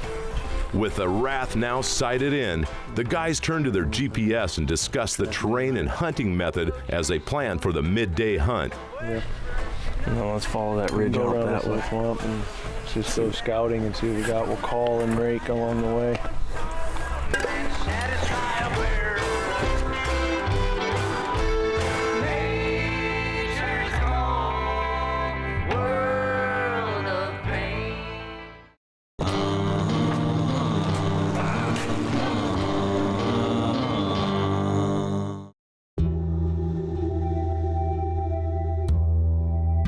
Looks like a bunch of rubs right there along that edge of that swamp. We came the back way on that river. Stick out on this ridge a little ways. Get somewhere we can do some calling, maybe on both sides. Nice to have a high spot like that. 1/2 mile north of Moose Camp, Chris and Casey push higher on the mountain toward a pinch between an inland lake and the river in hopes of calling in an early season bull moose. The lake runs out. Should be right over the top of this thing.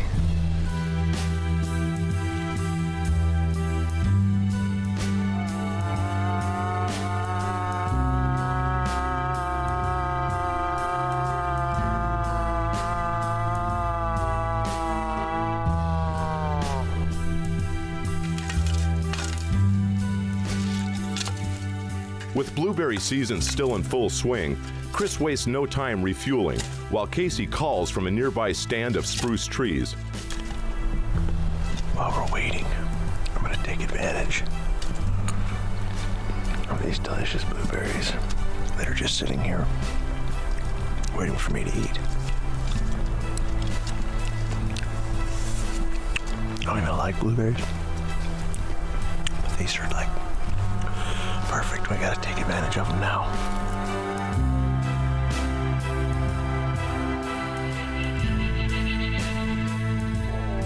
Although it's still early in the moose season, anything can trigger a big bull's appetite to breed. Cow calling sequences and tree raking are effective ways to lure in the giants of the north. I just did our first little calling sequence. About 10-15 minutes. Busting brush, giving a couple of calls. It's a waiting game with moose. Sometimes it can take them days to get to where you are, so you really gotta just take your time when you're hunting them. But you never know, sometimes you get lucky and find one right in the area, so just got done doing our first little sequence. We're gonna sit here, give it another 10, 15 minutes of nothing. Just kind of listen and see what's going on. And then we'll probably give a couple more calling and raking sequences here. Feels good to be moose hunting though. As the sun pushes down on day 8, Chris and Casey have covered about 2 miles of moose country. They decide to move back toward the river and finish out the evening calling from camp. But the real question continues to loom on exactly how to hunt these giant bulls of the tundra. Only time will tell, and the brothers have another 17 days of moose season to find the answer. Close your eyes and darling, let the music shape your soul.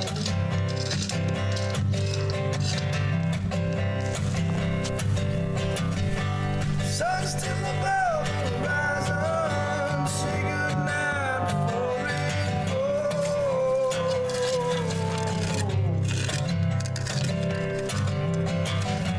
Believe me when I say I won't belong.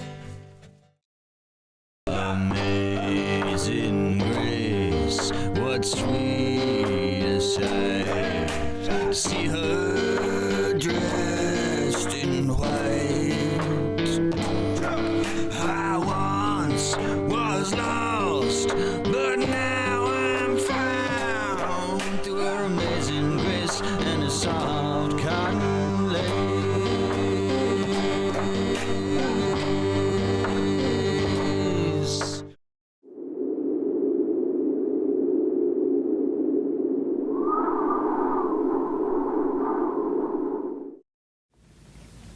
Hey, Case. What? Do you hear that? What? It's a bear. It's over here. Right outside the tent. Hey. It's right here. You hear it? Where's it at? It's right.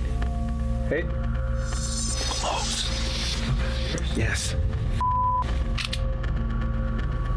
Hey. Hey, Bear. Bear. Hey. He's walking right here.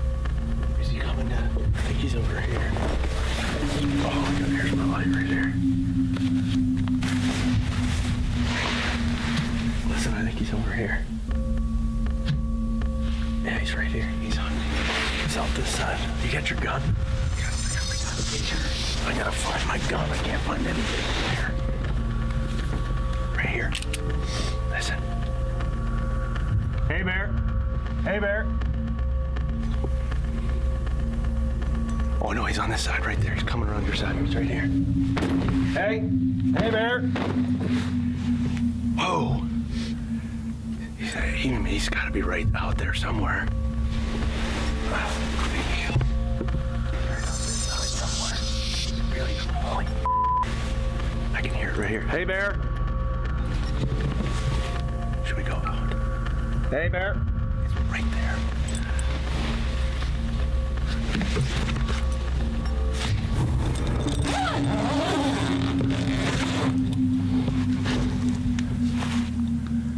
Hey, Bear.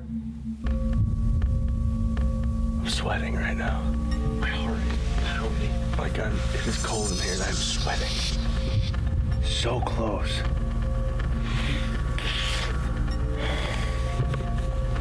Oh, that is not how I wanted to wake up.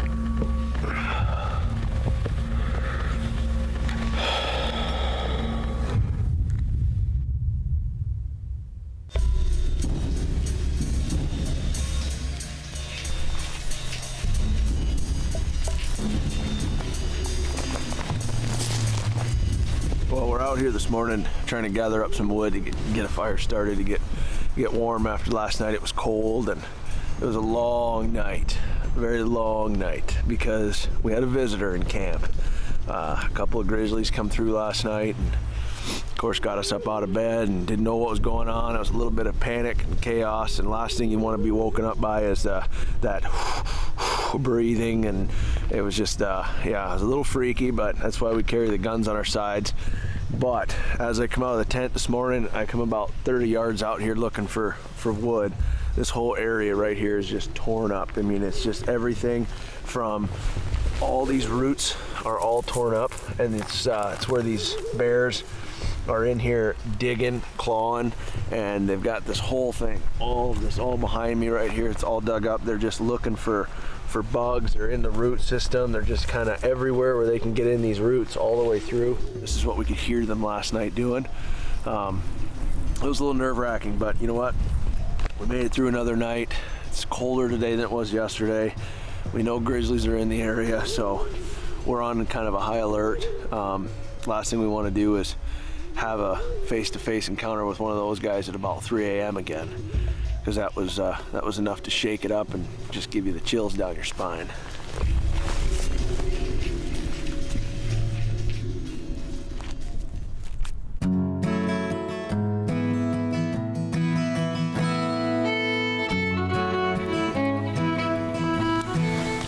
Oh, the sun is shining, it's hot, which isn't good for moose hunting, but No. All those moose that we saw yesterday up on that hillside right there, gone. gone. Makes you think in hindsight what you should have done, but that's the first encounter we had, so it was kind of like, let's watch and see. Pretty far away. But I don't think if there's another one in sight that's gonna slip through our fingers. Yeah, I don't think anything's safe from here on out. As a new sky sets in overhead, brothers Casey and Chris agree that the best remedy for a weary soul in the heart of Alaska's wilderness can be a change of scenery. We got a bright sunny day this morning and we decided that we're gonna hit the road. We don't know if we're gonna get weathered in any time up here, and we gave it 4 or 5 days. It just is something that we just made a decision, kind of spur of the moment. We broke down camp and we hit the road. I think there's more moose action to come. We gave this camp plenty of time. We set up. Just one of those deals. We're not gonna go far, probably 4 or 5 miles maybe. Find another camp, set it up, get her done. Sunny skies and smooth waters are a welcome change from a recent days spent battling rough water. And as the guys push on, they continue to run into signs of moose in the area.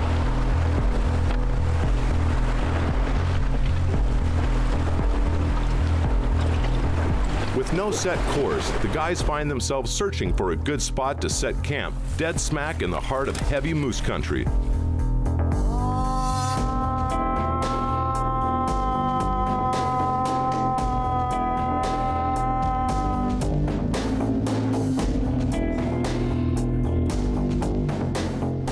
That's what we're looking for right there.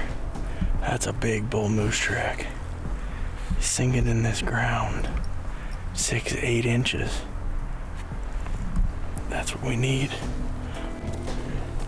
They're frequenting this lake and there's just runways coming to it. So, all right, let's set camp.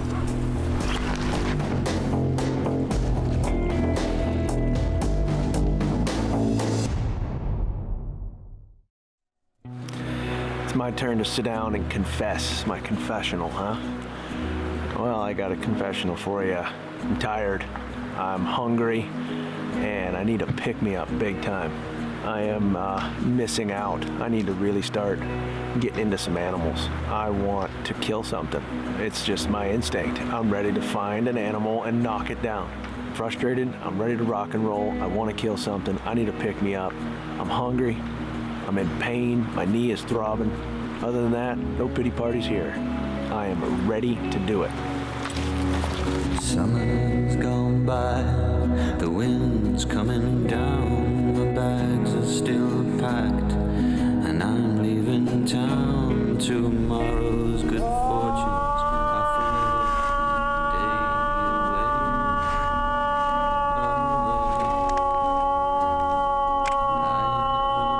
I to bid you farewell, give me a reason to stay, and I might just as well.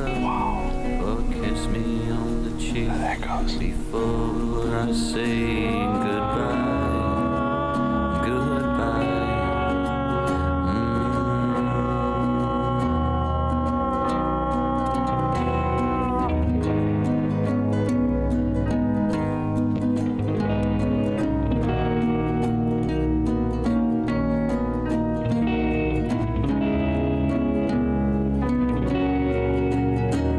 That foreboding shimmer, it strikes breaks through the blinds in the bedroom where the off-white sheets lay coiled around my skin like a snake around its base. That was crazy.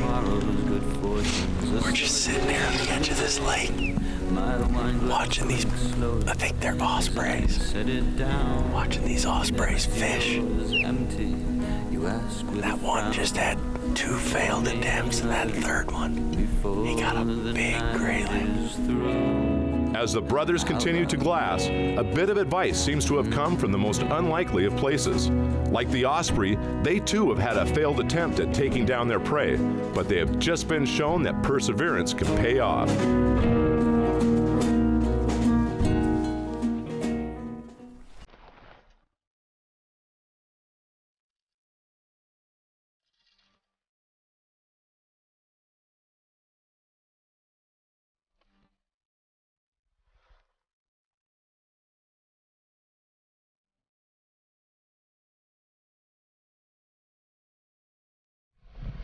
Long time since anybody's been in here. We're just coming through the bush there. We spotted this tin roof on this cabin from back there, so we decided to come over and check it out. You never know what you're gonna find in an old trapper's cabin like this. Found an old forest axe right here. Try and find something with a date on it. See if it gives us any idea of when somebody might have been here last. Remote Alaska is dotted with signs of eras past, and finding a true trapper's cabin is a humbling experience for both hunters. This can of Tang is from 1984, the year after I was born. Tang. I drink Tang from 84 right now. I love Tang. Man. I'm just gonna hang this axe back up here. Just because this could be used for somebody to survive this shelter right here. I'll leave it right there in its home. It's been here since 1980 something. You could survive for a long time in this cabin if you had to. Pretty cool. Piece of history. Just checking out the outside of this cabin. Casey's looking in the inside. This is a area where a grizz has come and marked his territory. You can see where they bite the trees. It's kind of like a bite line going through. It looks like somebody shot it with a rifle, but it's actually where the bears will get up there and just gnaw on it. And you can see where they've gone in and out of this thing a bunch. There's hair all over the place. So a bear has made this kind of his territory for sure at some point. I can definitely hear something behind us. Huh? There's something over here. Is there? Yeah. Probably not smart with all this grizz hair. No. Let's bail. Alright. Let's get the heck out of Dodge right now. Over there. Right there. Alright, I just caught at least a tiny glimpse right here of a grizz. We've got to get it.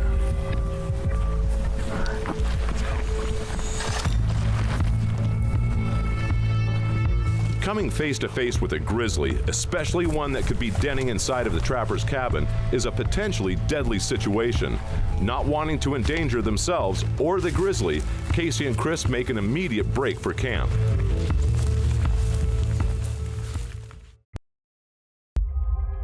We're just getting ready to pack up camp here, and I gave it one last glass.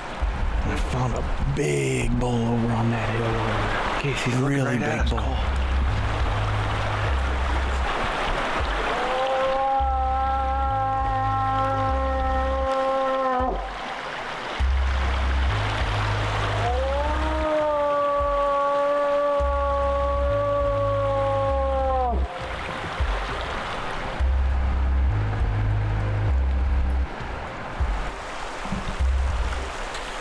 Just getting ready to wrap it up for the night, and Casey just said, give me the binos, and him and I are just glassing one more time. All of a sudden, he just goes big bull, walking across the face, way over there. But he can see his paddles, unbelievable. Problem is, we're running out of daylight, fast. He's here. That's all that matters. He's here. He just came off that hillside. Chris hit that call the last time, and he actually started running down the hill. Should we go on the other side with what we got? Daylight? I don't know, man. We're running out of light fast.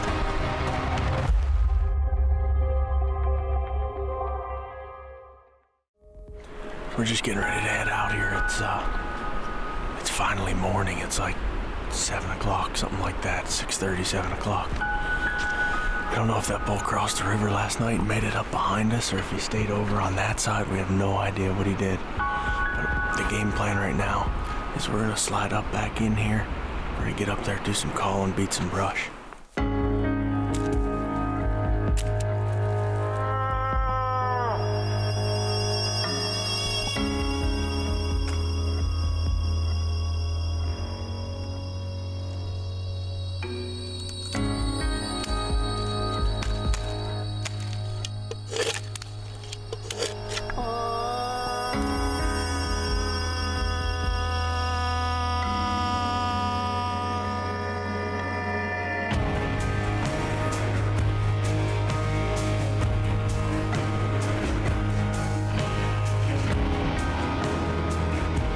Over 2 weeks into the journey, Chris and Casey have reached their low point.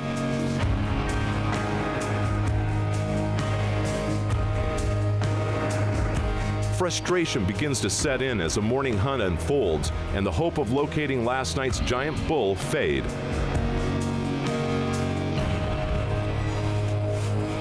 Just slapping the waders on here. We're gonna be heading across the river onto the other side, the last place we saw that bull last night. We went up behind us here and tried up there for a little over an hour. If he was up there, he should have showed, because it's not a very big area. So we're gonna slip across here, get back in there, see what we can find.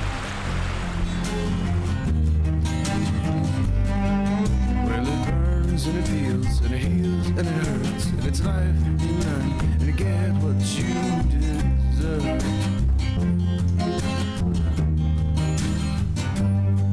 And you're not gonna do a thing about it. You're not gonna do a thing. You're just gonna go complain about it. You're just gonna go complain. We could sit here in the rain and get soaked to the or we can head back to camp, wait for it to pass, keep hunting. I mean, then you get here soaked and a moose could walk out.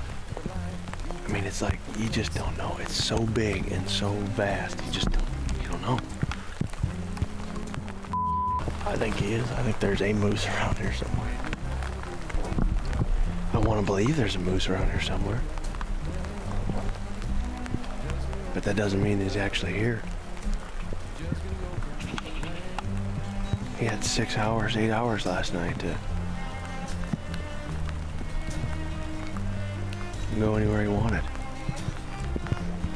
Build a little pine bough shelter if we wanted. Just tuck us out of the rain while we're sitting.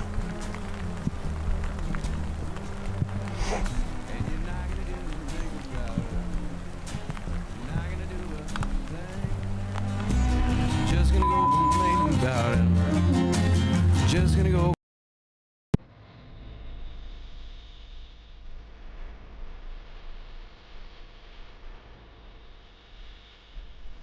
We're back in the tent.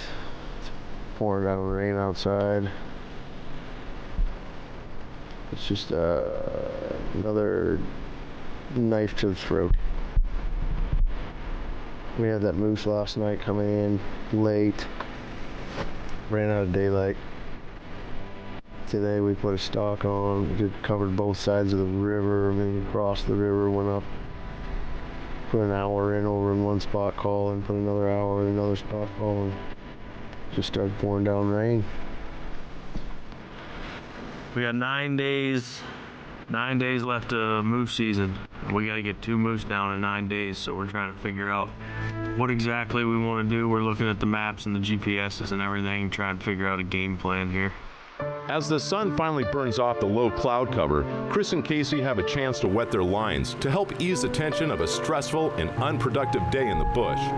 You know, my energy is still is still pretty good. But the more we run out of meat, the more we got to rely on fish, and the more fish we got to catch. And down here, the fishing's a lot more difficult. I wouldn't say difficult, but different than, you know, fishing from caribou camp. Caribou camp was small, intimate water. You know, easy to pick those riffle runs and where those fish would be. But down here, it's a little bit different. Great as Island Mount Murray, just like a movie, you know all the lines, you know all the scenes, you know all the lies.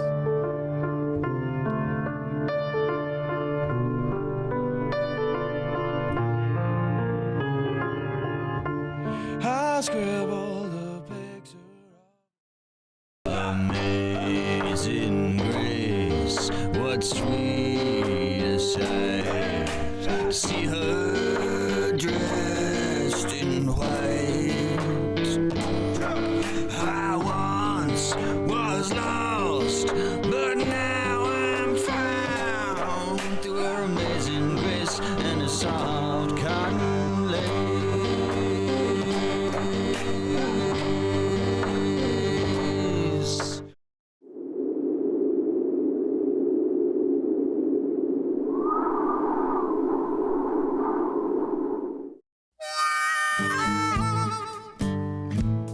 It's day 10, and from the newest hunting location, Moose Camp, brothers Casey and Chris Keefer find themselves anxiously waiting for the rut to fire up. What are you thinking? Today's the day we kind of split up a little bit? Yeah, we're kind of on this point right here, this big point. All right, well, I'm gonna grab some of my gear, grab my bow, and we're gonna head that direction, and we'll be back in about hour and a half. I'll be right here.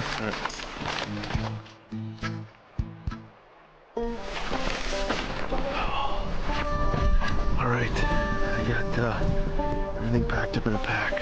We're not going far. We're just going kind of right over the edge right here, so I'm not taking a whole lot, but get the bow ready. We're dancing, baby. We're ready to roll.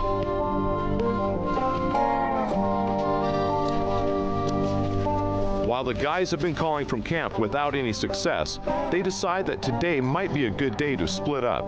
Chris is the first to leave camp, and while he heads to a ridge downriver, Casey stays. Moose can be slow to move, and somebody has to remain in camp in case a bull is en route to the last few hours of calling.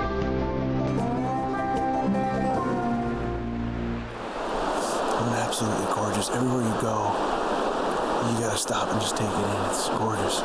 And this right here, that right there, that's why I carry this with me. I don't want to get mauled by a grizzly bear. So that's a big pile of fresh grizzly crap, and I'm just gonna be on alert. That's all. So we're gonna keep moving.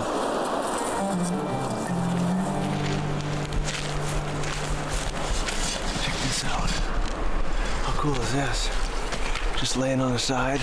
Look at the tops on that guy. There's my caribou right there. I'm taking this guy back to camp to show Casey.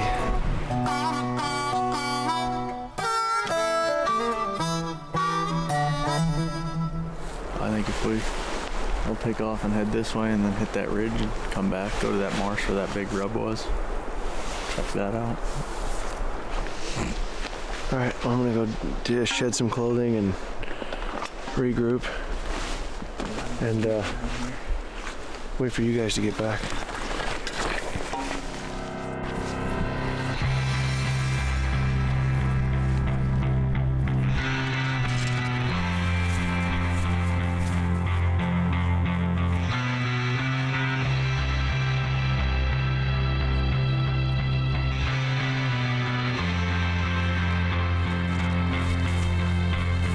We just got on this ridge here on the edge of this marsh, and as we were coming up here, you could see moose tracks all through this moss.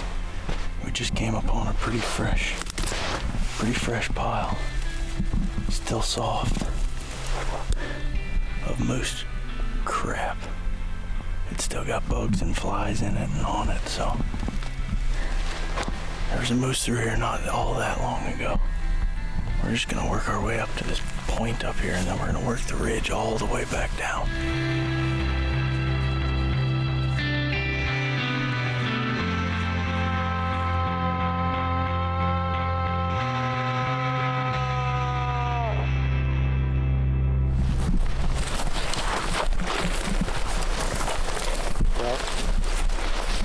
What's up?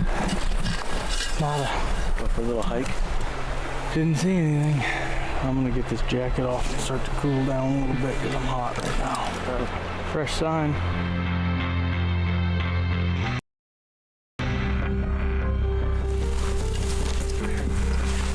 He's coming right down the edge of the river. Just running. I think he saw us. You see him just running.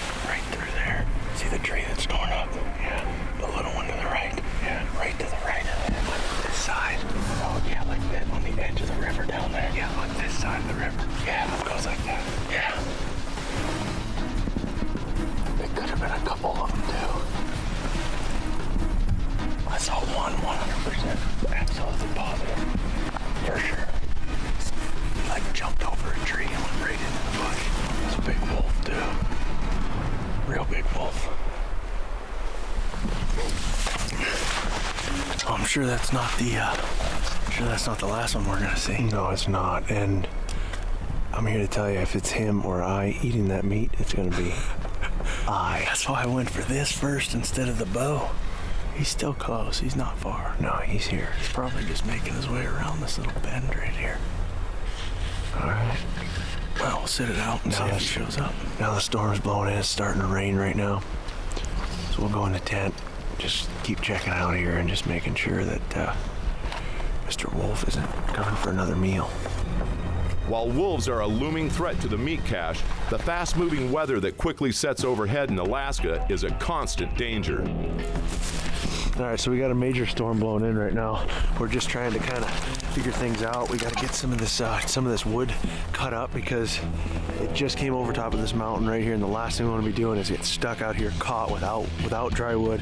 So we're gonna get it, put it in the vestibule of the tent, get things fired up. Hopefully we can keep warm during this little storm.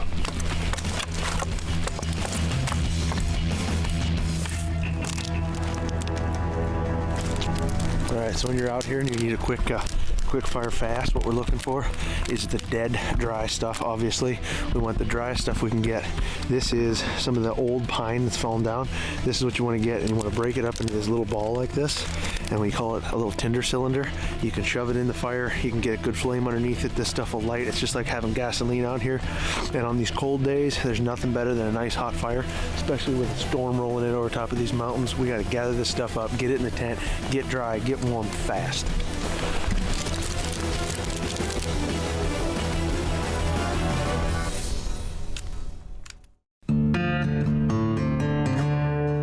The sun breaks the granite peaks on day 11, bringing clear and cold skies. Well, it's a new morning. It's cold.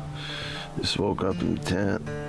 It's a little chilly outside, 24 degrees, day 11. Just going over the map here on my GPS, so I'm waiting for the coffee to heat up. As soon as I wake up, come to a long night again. Yeah, it's early, it's cold, and we're in a tent.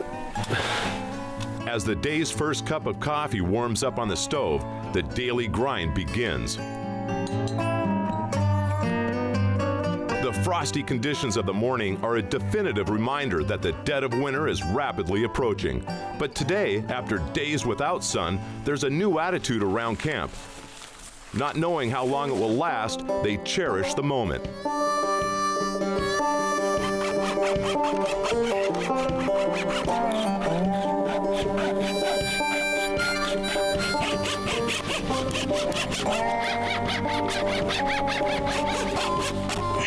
For the past 11 days, Casey has been carrying his caribou antlers on the skull. Knowing that the unnecessary weight needs to be shed, an afternoon lull provides him with a chance to cut the antlers off.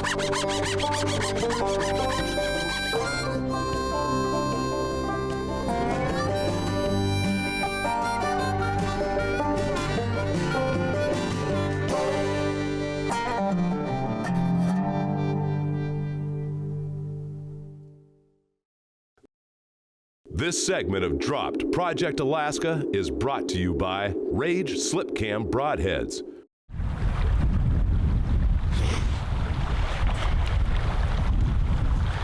Well, today is September 11th. Probably one of the most infamous days in all of history.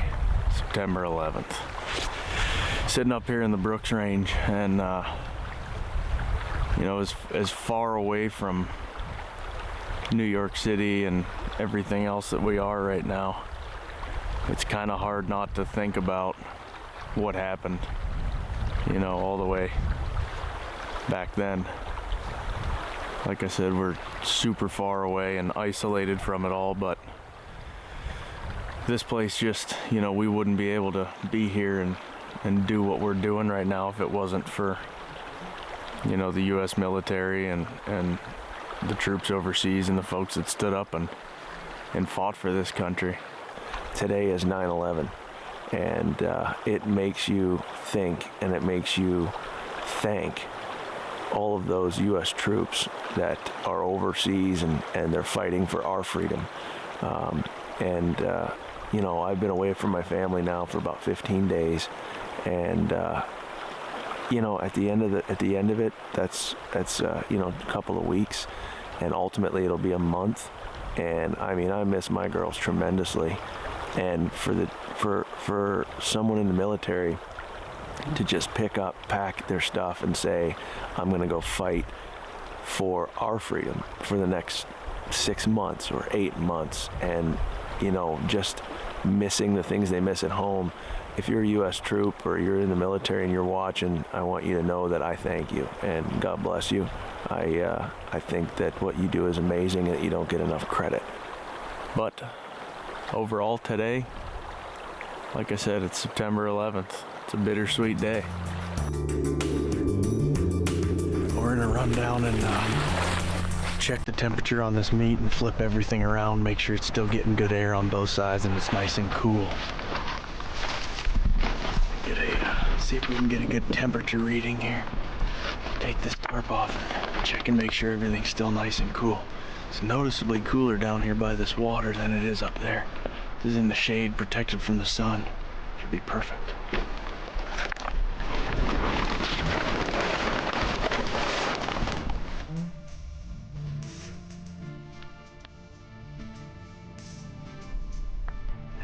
Drop under 40. Perfect. You want to keep this meat as cold as you possibly can, especially because we're trying to ration this caribou out over a long period of time. I shot him on the 3rd and today's the 11th. So we've had him this whole time. We've been averaging probably about a third of a quarter every time we eat. So I've been really trying to keep track of what we've been eating, how much we've been eating. And right now we probably have enough left for 6 days if we're gonna eat solid. We can ration it out and make it last a little bit longer than that if we had to. But everything seems to be good. All I'm gonna do now while I'm down here is flip this meat over to expose the other side to more air. And other than that, we're set.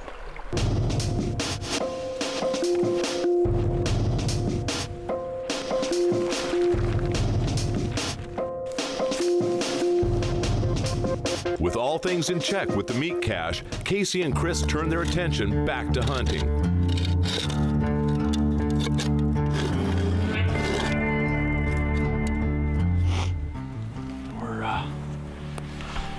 We're here at camp. We're actually doing a lot of our calling right here from camp. You know, when you're up here, this is such big country. You can either try to get out there and get after them and create an awful lot more work for yourself, or you can bide your time, let things unfold, and try to call right from around that camp area where you guys are staying. So that's what we chose to do. We're calling right here from camp. It's warm. It's the first day we've had sun in a long time. So we're out here just, every half hour, 45 minutes, come out, break some branches, rake some trees, give a couple of cow calls. We don't think the rut is fully kicked in yet, so we're really not getting aggressive with the bull grunting and stuff like that, but we're just making some moose sounds, letting these moose that are in this area know that we're here, and hopefully once the rut kicks in, as things progress, we're going to pique their interest and draw them into camp. It's a great call to do this with, though.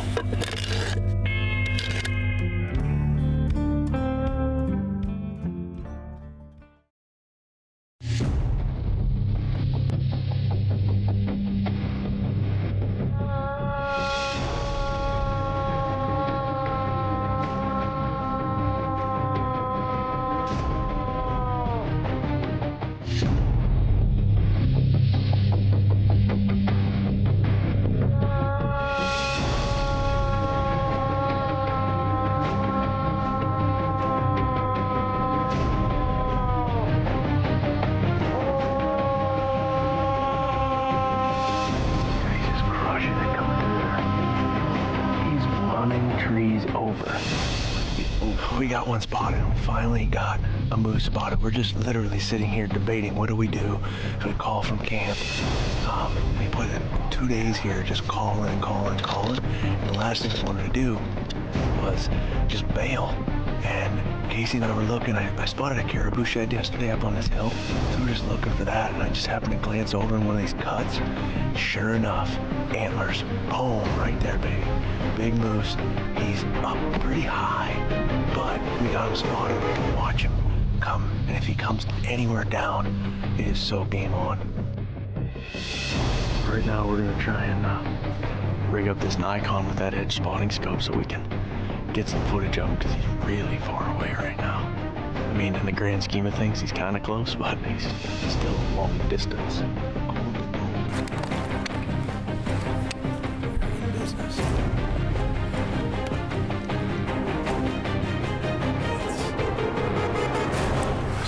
See him? Yeah, look at him coming through there. Oh my God. Oh, he's just coming down right now. He's just walking down. Dude, they could come down to the bottom. I know, that's what I'm thinking. Should we ferry across there? No, we just wait it out. Wait it out, man. They're gonna come in this bottom. They're either gonna cross right there, cross right here, cross right there. Just watch which way they go. Maybe just keep calling from right here, because they're gonna come to us at the bottom. Oh, he looks so cool coming through there. Now it's just a giant decision of patience and bring him to us, or run and gun and go get him. But he's with a cow. That's the only thing that worries me. Yeah. If he was by himself, I'd say let's keep cow calling and he'll eventually make his way down. Yeah. I think we got to be a challenging bull. Yeah, but even from here, though, we're no challenge to him. That's what I mean, is if we go for him. From here, we're no challenge to him at all. I gotta believe once he lays down, he's laying down for the day. Unless she gets up.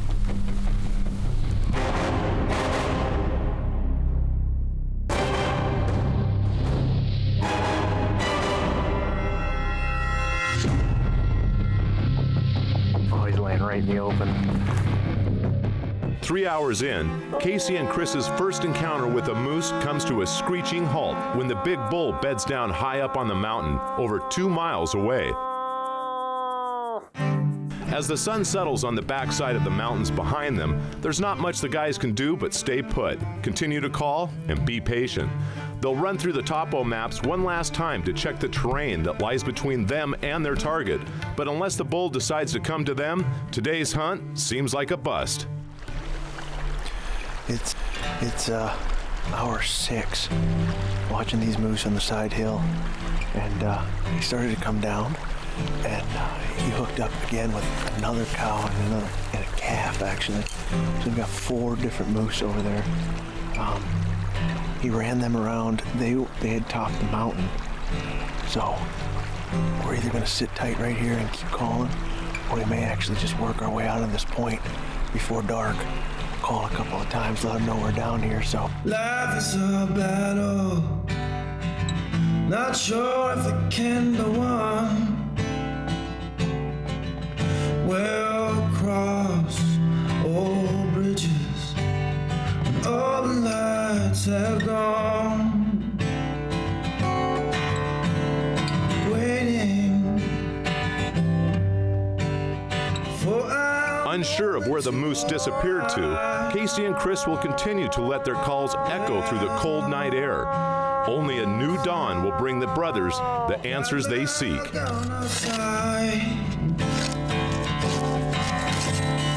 Time keeps on rolling.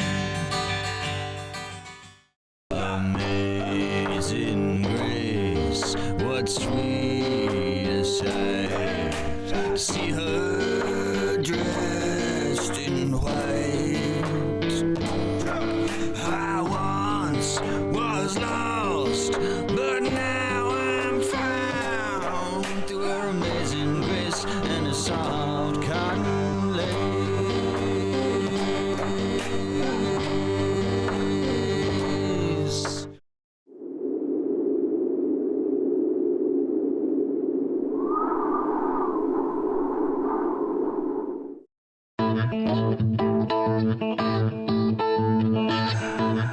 After a day of solid rain, the weather of the Brooks Range offers a break in the cloud cover, giving brothers Chris and Casey Keefer a chance to pull camp and move downriver into better moose country.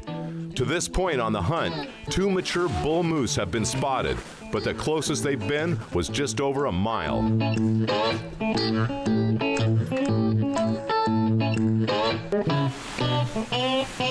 Just breaking down the Arctic oven right now.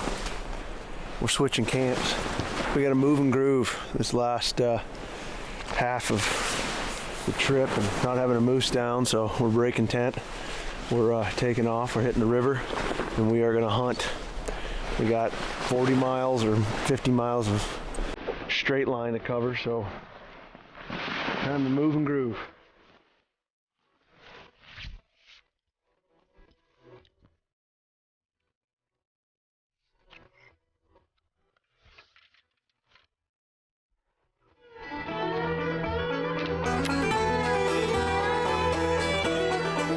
We're just back here at the meat cache. We're packing up the rafts. We're getting ready to head downriver today. We finally got a little break in the weather, so we decided we're gonna blow right out of here and get down where it's a little bit better moose country. Saw that one big bull here, but weren't able to get on him. But we're gonna check the meat cache right now. We got probably 1 or 2 good solid meals in us still before we're gonna really have to start to ration. But it's an uncomfortable feeling when you come over here and you look at what you're eating to survive, and you look at it and you realize that you only have 2 days left, and you're still looking at 12 days left in our project. We got 12 days left until we get picked up, and we got 2 days of meat left, so that could be a serious problem. As Casey packs the meat away from yet another built meat cache, Chris readies the rafts for departure. Both brothers are eager to cover some new ground and hold out hope that pulling camp from a productive location will be the right call. We're coming up on that time, man. Yesterday was just a beater of a day. Pouring down rain, just the spirit just sucked right out of you. You don't know what to do. You feel hopeless. You know what? Today is a different day.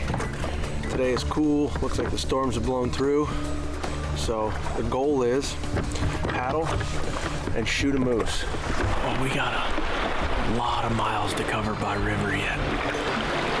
But today's plan, because of the weather and what we've got going, we got cold temperatures, cloudy skies. The moose really should be in a rutting mood today. The plan is to float this river as quietly as we possibly can. We're gonna float it nice and slow. We're gonna take our time on the way down.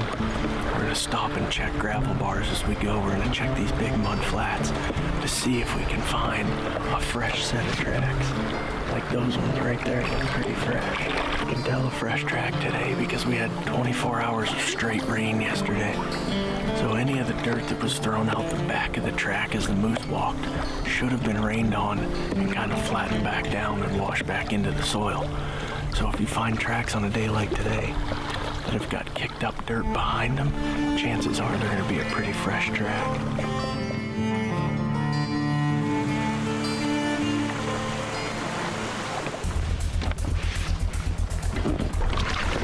Just going down the river, we got a huge whiff of moose, like rut, like a wallow. The way the wind's blowing, it's got to be coming from right in here.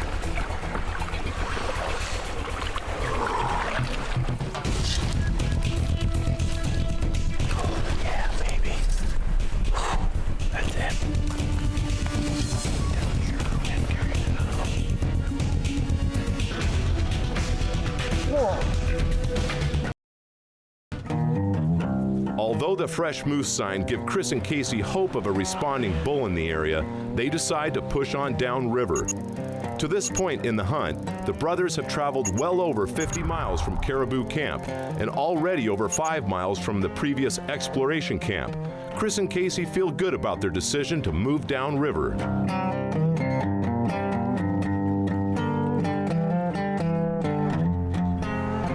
That was sweet. We just had two grizz come out, real dark color, looked like a sow, a young sow and a cub. Or two cubs, I couldn't see the sow, so one was bigger than the other one though. Just come around the bend, and they were crossing, running right in front of. At first I didn't know what it was. I thought it might have been a moose the way they were running. Casey couldn't see him, so I just shouted to him and was like, "Hey, bear." Big sow grizz with a cub swam across the river right in front of us. Kind of floated right into him. It's the first grizz we've seen in the daylight without stomping around our tent. As the brothers continue to cover more ground, glassing and calling from high points along the river drainage provides opportunities to see new ground and locate game. But this method of hunting can drain energy fast, especially when low caloric intake is the norm. This is like the 20th shed we found so far. Pretty sweet. He's got a split right here. Big split up on his tops. Pretty unique. I'd rather find a moose though. Yeah, we'll leave him lay right there. You know, we get up here and we glass from these high ridges, and it's like we're looking at a giant haystack, and you gotta find your needle. This is an unguided hunt, so we're doing the best we can right now, getting up high like this on top of these ridges and glass and just slowly creeping our way down the river. And I'm hoping it pans out one of these times for us.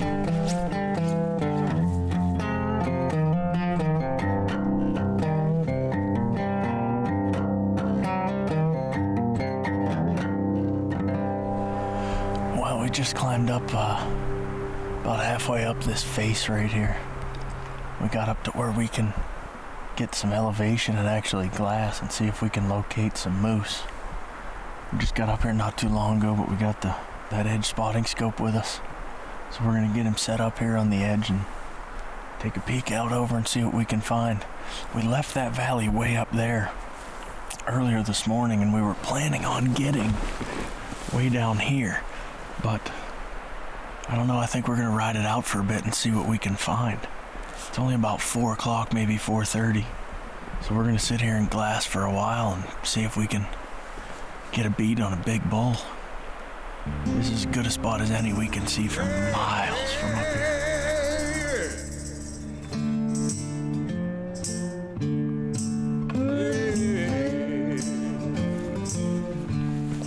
3 hours of glassing reveals not a single moose, and as rain pushes down on the brothers, they move back to the rafts from off the mountain and continue downriver in hopes to find a spot close by to set camp. But Mother Nature has other plans.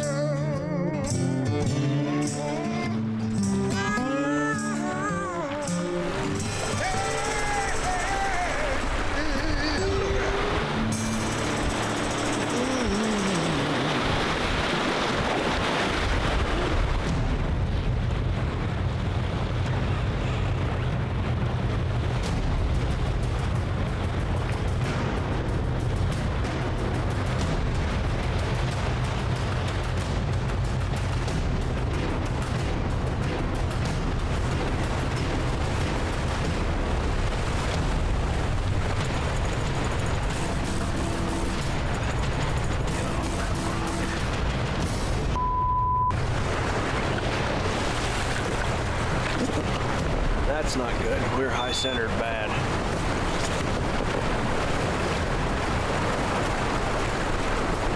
We're stuck bad. We're gonna have to go to the front.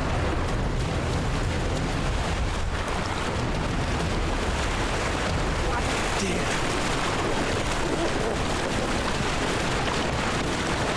Son of a... Sitting right on, and I can't get it up any higher. I can get out. We're in a jam here, boy. We gotta get off of this thing fast. Shut it down, we gotta get off this rock.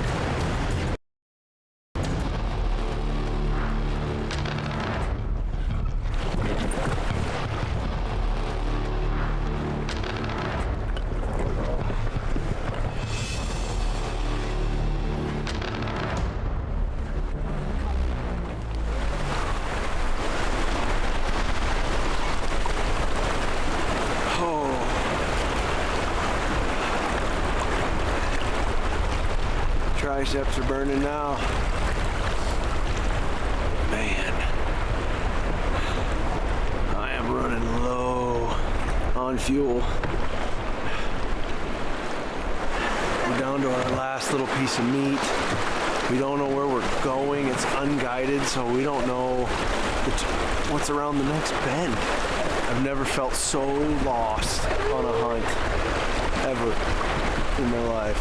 I'm just lost. Exhausted and desperate to set camp, Chris and Casey searched frantically along the banks of the river. We could find a point that we could go to every day and call. It's just a matter of finding a place to camp.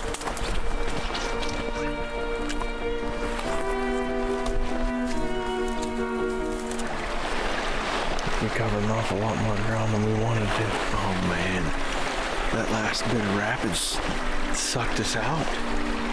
It dropped us miles we missed because of that. There's no way to even get out of it. Nope. We've done 27 miles in 2 days. And we were gonna do 5. That's way, that's not good. No, it's not good at all. 27 miles in 2 days and we were supposed to do 5.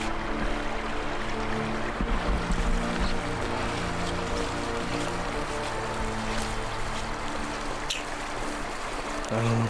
We'll figure something out. I don't know what to do. We're in a situation right now, and I'm not happy about it.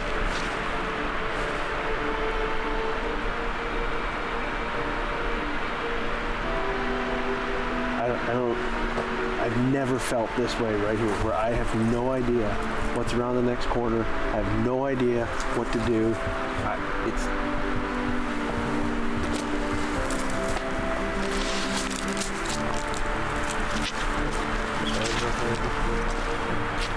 I mean, it's not like there's not moose here. There's moose all over this place.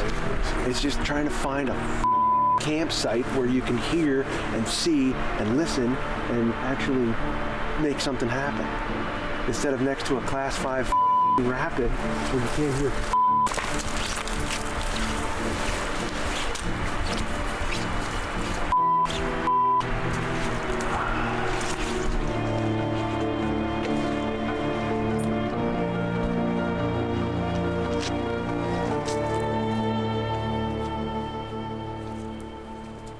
Two days and almost 30 river miles since exploration camp, Chris and Casey have blown through some of the best moose country in the Brooks Range. Miles of white water have led them to a last resort camp, Prayer Point, only 5 miles from the confluence of the main river channel. Exhausted and struggling, the brothers set camp. Oh, we just pulled into camp here.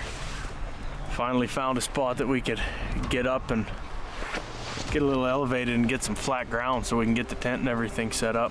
We got some birch and some low willows and stuff all around us. We can see a lot up the river. We can see quite a ways down the river. So we got one tent up. Priority now is we're gonna get some food. We gotta eat. We're running really low on that caribou, so we're gonna try and finish it off tonight and hope for the best from here on out. But after we're done eating, I think we might take a walk out that point, see what we can see. But we're in camp for the night. It's been 2 days of looking. We finally found our spot. Been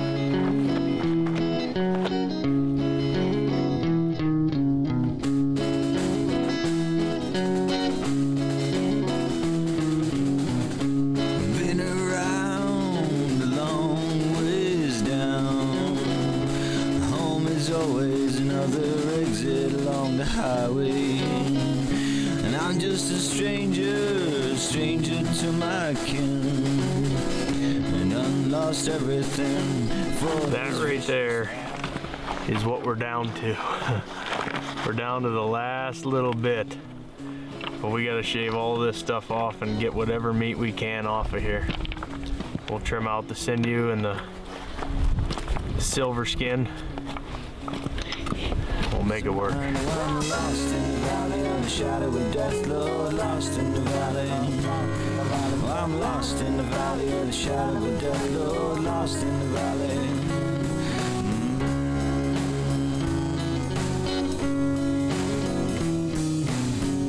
I had a blue soul in the house of temptation.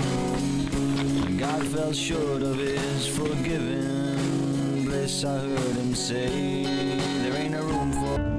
As morning breaks on the first day at Prayer Point Camp, snow falls from the skies of the Arctic, and with that, a renewed hope for moose movement.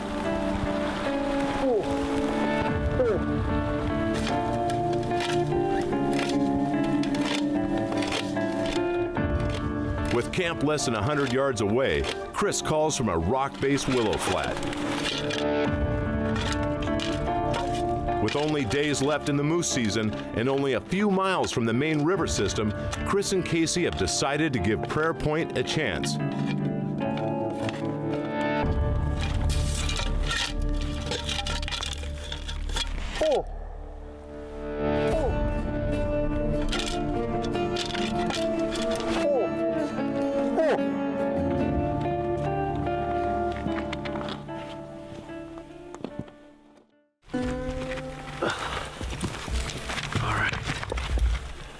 All right, well, here we are on this journal entry. Man, yesterday was brutal. Yesterday was the worst day, no question about it. We somehow ended up blowing through over 14 miles of river. You know, I'm a little disappointed that we came this far, but you know, maybe it's for a reason. And we're dwindling down on the season, and it's like, do we just make a mistake? Like, did we just blow through 30 miles? And you know what? It's the first time that I've showed frustration. It's the first time that the culmination of everything just came together. The unknown around the next bend is probably the hardest thing that I've had to deal with the whole time here. It was a frustrating day. At the end of the day, I was angry. I was frustrated and angry. I can feel the tension between Casey and I. I can feel that just, you know, brotherly love tension, like, you know, he wants to go one way, I want to go another, or, you know, or he wants to hunt a one way and I want to hunt another way, and it's just, I can feel it starting to build. And yesterday's culmination of everything didn't help, but I don't know, things can change in a heartbeat. So day number 18 in Alaska is officially underway. At this point, I'm ready, because yesterday sucked. That's my journal.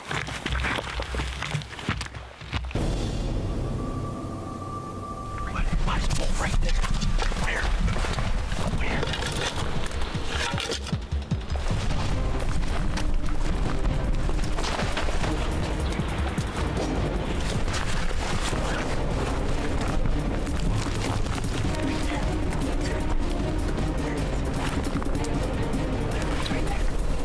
Dude, if he's legal, kill him.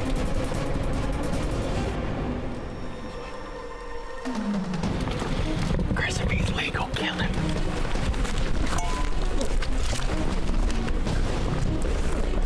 Oh, he's looking right at us.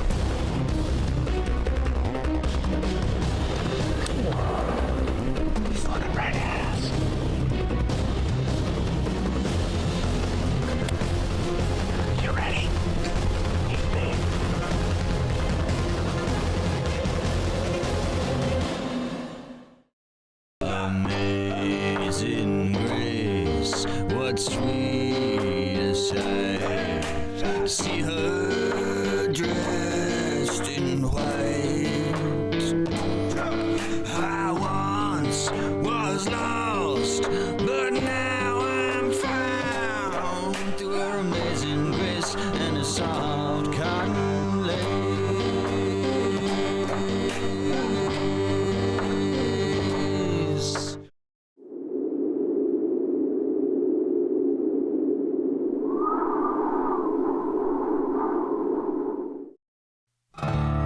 It's day 18 in Alaska's Brooks Range, and brothers Casey and Chris are actively calling during their first full day at Prayer Point.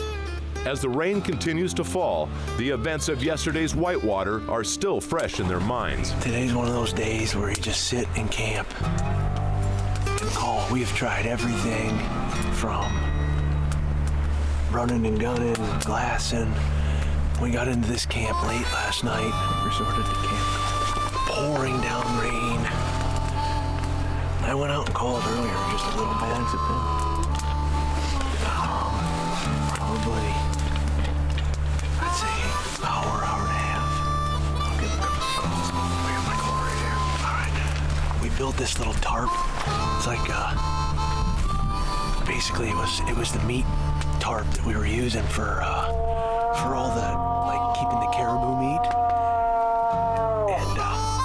Pouring down rain, we don't want to sit in the tent. You want a glass because you don't know what's going to happen. So we're just kind of sitting here under this thing. It's freezing, get a fire going. Smoke doesn't seem to bother him too much. We have torn through some wood, splitting wood. Yeah, we're loading it now. And then with the rain this morning, it had to be even worse because you had to keep splitting the wet stuff, and then we dry it out right here and keep her going. It's brutal.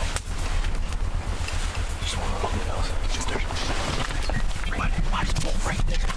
Where?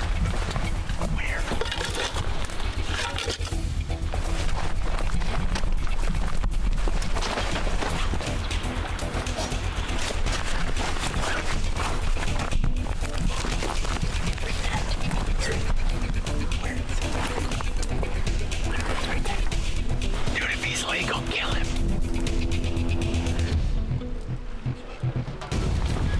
Chris, if he's legal, kill him.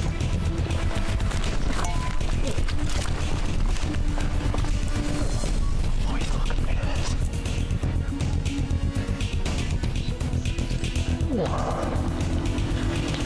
He's looking right at us. You ready? He's big.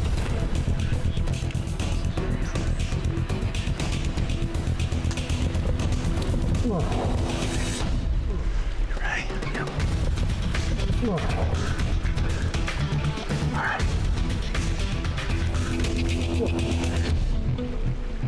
Yep. Kill him.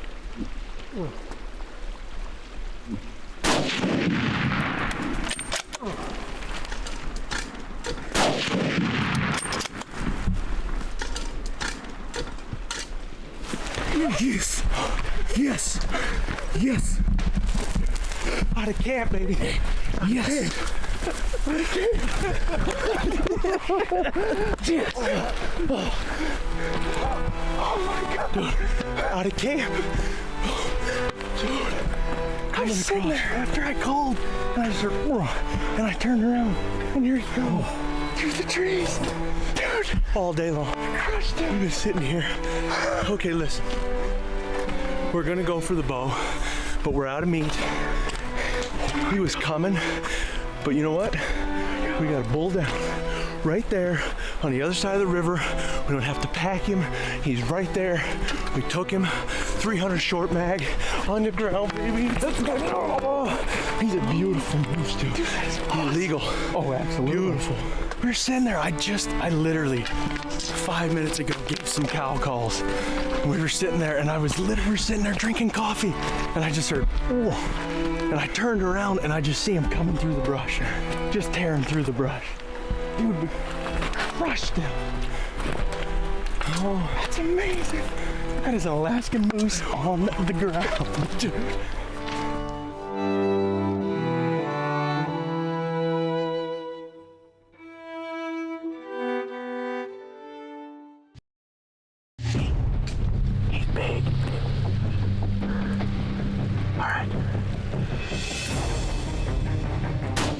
After 18 long days and 24 hours after running out of all of their caribou meat, Casey and Chris have finally had the chance to tag out on a massive Alaska Yukon moose.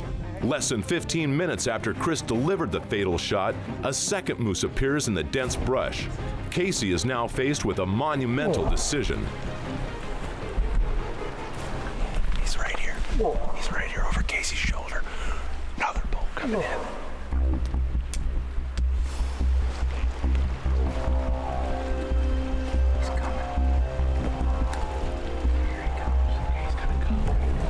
Definitely a smaller bull.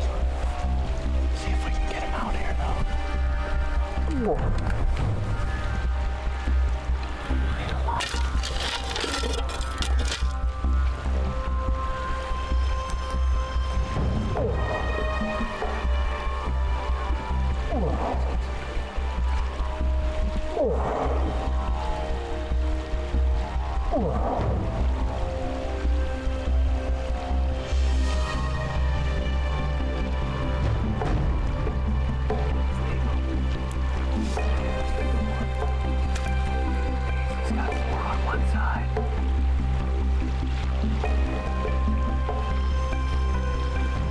As the second bull emerges from the thick brush, he finds himself downwind of Chris's dead bull. Posturing up and showing aggression, he immediately searches for a challenger.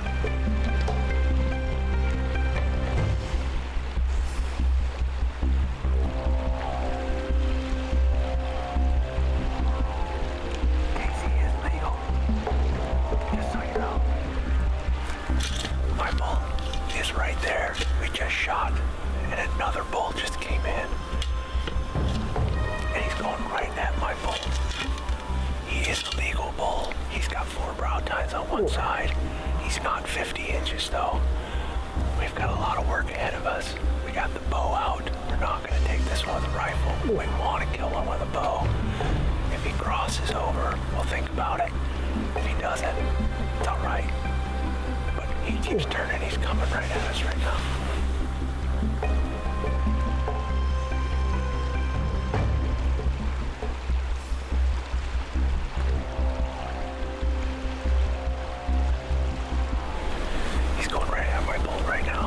He's right up to him.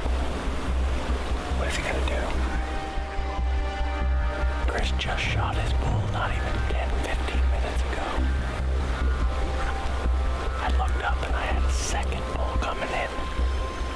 He's across the river from us right now. He's actually standing over top of Chris's bull.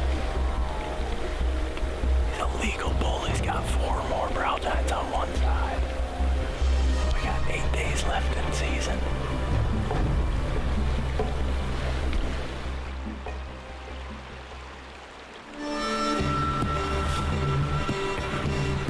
Realizing that this is a younger bull, Casey sees this as a perfect opportunity to push his limits and to see firsthand how a rutting bull will react to his calling and posturing. Shortly after, Chris begins rolling and heads for the river's edge.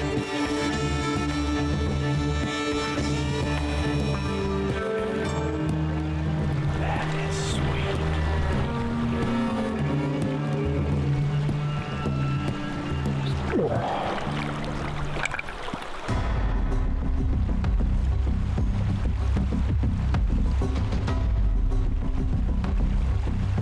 Moose that call these extreme remote areas of Alaska home have never seen a human.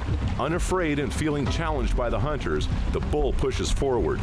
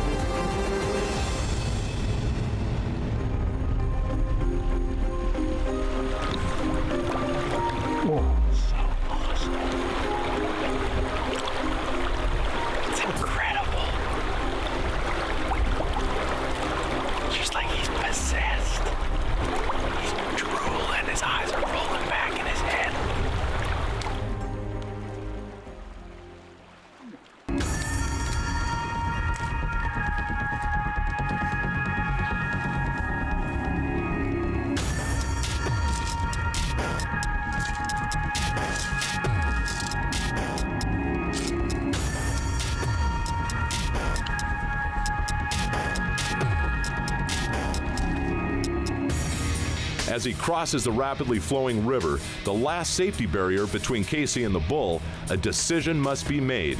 It's now or never.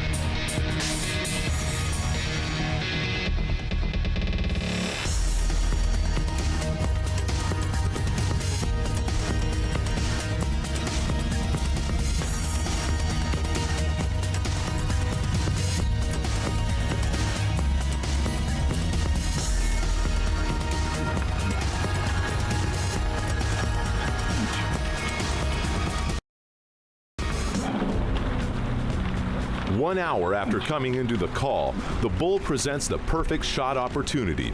Casey clips his release on in case the bull charges, but has decided to let the bull pass. That is amazing.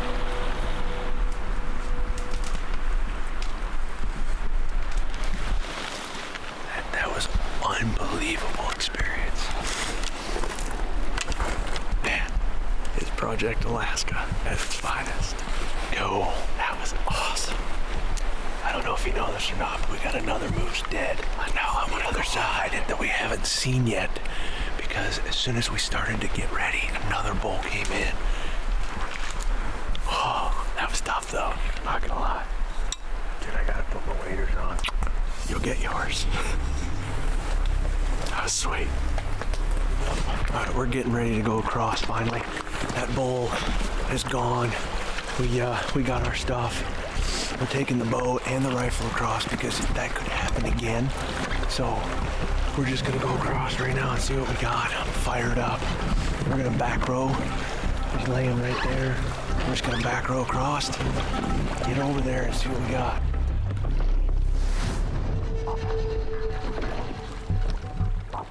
As the guys cross the river to take care of Chris's bull, they're still locked in hunt mode.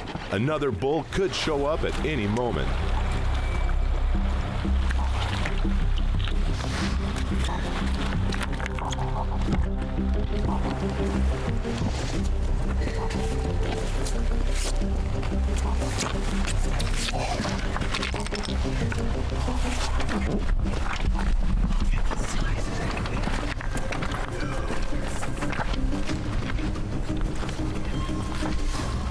Holy smokes. Dude, look at the body size of him. That, my friends, is a giant Alaskan bull. Look at that shovel and the size of that bull, man. Holy. Dude, he's way bigger than I thought he was. He is huge. Way bigger. Huge. 1, 2, 3, 4, 5. 1, 2, 3, 4, 5, 6. That is a big, big bull. Oh my gosh. Look at that shovel. You can bath in that. Just take a bath. Oh, soaked up bath. I gotta try and get his head out of here somehow. Oh my God. Oh. Look at this animal, dude. Oh. Look at that. Look at the size of that bull. That's a monster. Dude, we did it. We did it. That is a monster bull. He's so big. Dude, they don't come much bigger than that. Look at the body. Look at the shoulder. What an incredible animal, man. Baby. Right there. That is a giant bull, Alaskan Yukon moose, on the ground, unguided, dropped. Day 19, 18, 18. I don't know. Day 18. 18. Instead of the 8, it is the 18. It's the 18. It is the 18. 18's my lucky number. 18. That's my hockey number. It's the 18 train coming at you, baby. And there's camp right there. Camp, bull. Bull, camp. Oh my God, he's so much bigger body than I thought. Oh, he's massive. That is unbelievable, dude. He is huge. Huge. Huge. Cape. Look at this. How is he so big? How many? He's got so many points. Look at that dish. Palmated brows. Oh my God, Drop Project Alaska. We are 18 days in. I got the Alaskan Yukon, bull on the ground. This has been an unbelievable adventure in some of the most absolute crazy terrain. We have done it from start to finish.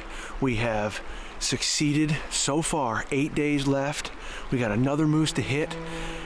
We got a lot of ground to cover. We're not out of the woods yet, but I'm telling you right now, we got a lot stronger because our bellies are gonna be full.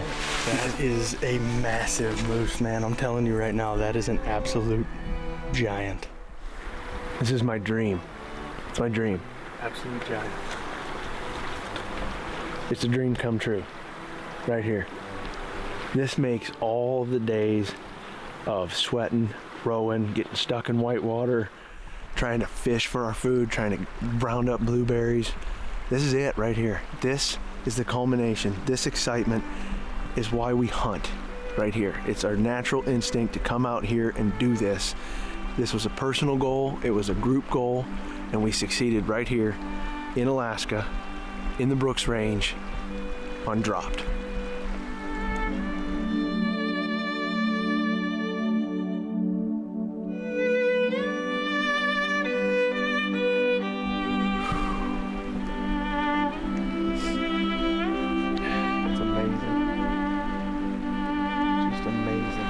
Turn and the drop of the hat, it just turned like that, like sitting, having coffee, hanging out, doing what research and everything else says.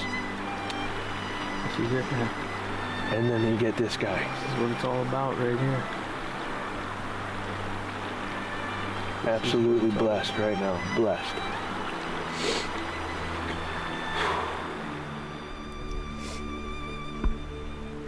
Dude. Nice work. Thanks, brother. Nice work. Thank you. Thanks. Yes. Oh, it feels so good. Glory. Glory, glory.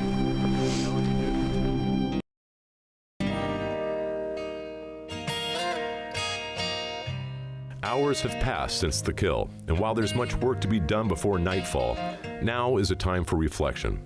It's been 18 days and over 75 miles since the journey's beginning. With each new dawn, there's been highs and lows. These are the natural ebbs and flows of any true hunt. As nightfall rapidly approaches, each hunter knows that with 8 days remaining in moose season and one empty tag, there are still many ups and downs to be faced.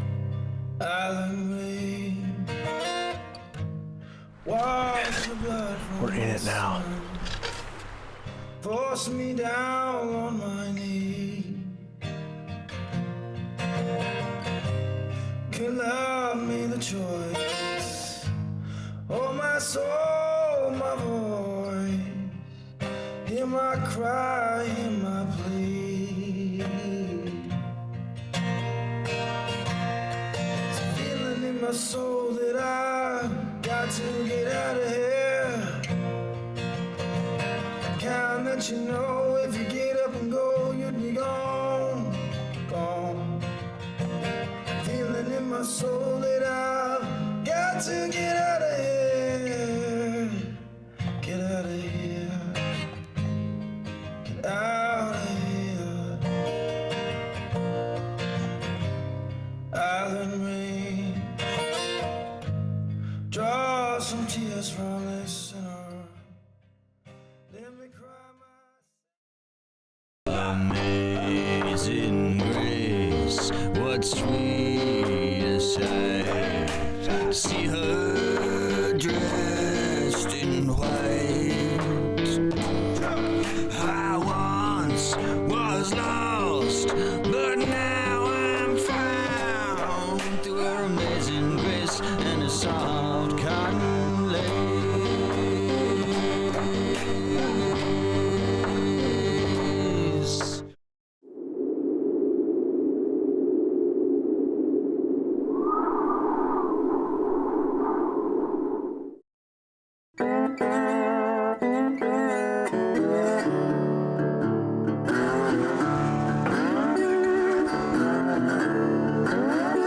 The adrenaline rush for the past few hours has been incredible for brothers Casey and Chris. But as the exciting events wind down and impending darkness ensues, the heavy lifting begins.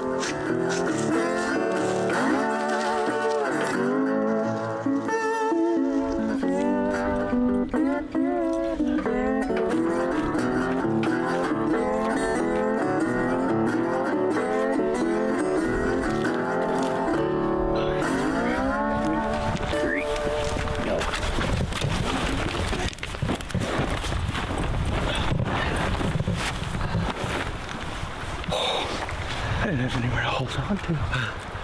One shoulder down. That's a lot of meat.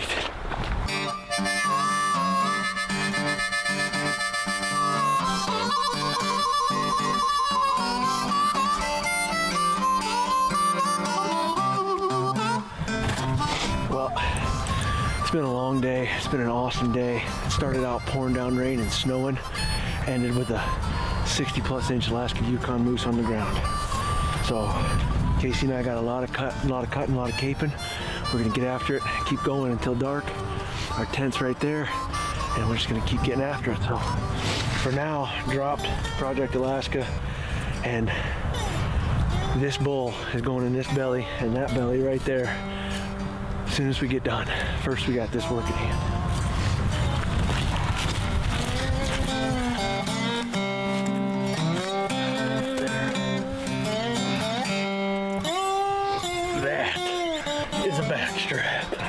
Oh my Lord, look at the size of that thing.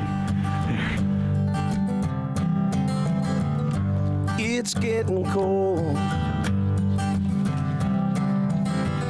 Sky is raining. We are just gonna have a feast tonight. We don't care it's dark outside. I'm getting old.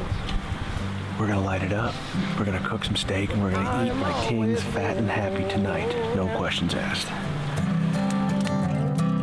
Let the wind howl, let the lightning strike.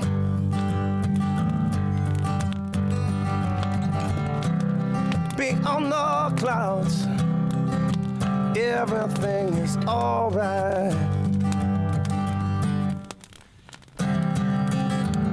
Love the day.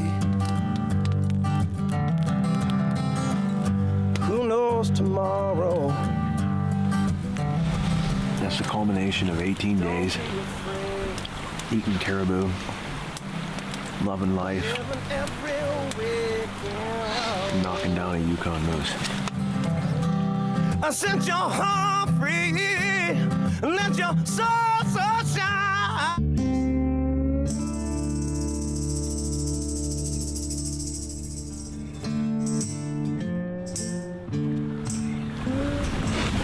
We're good here. My journal entry for today. How is it going? Well, it's going unbelievable. That's how it's going.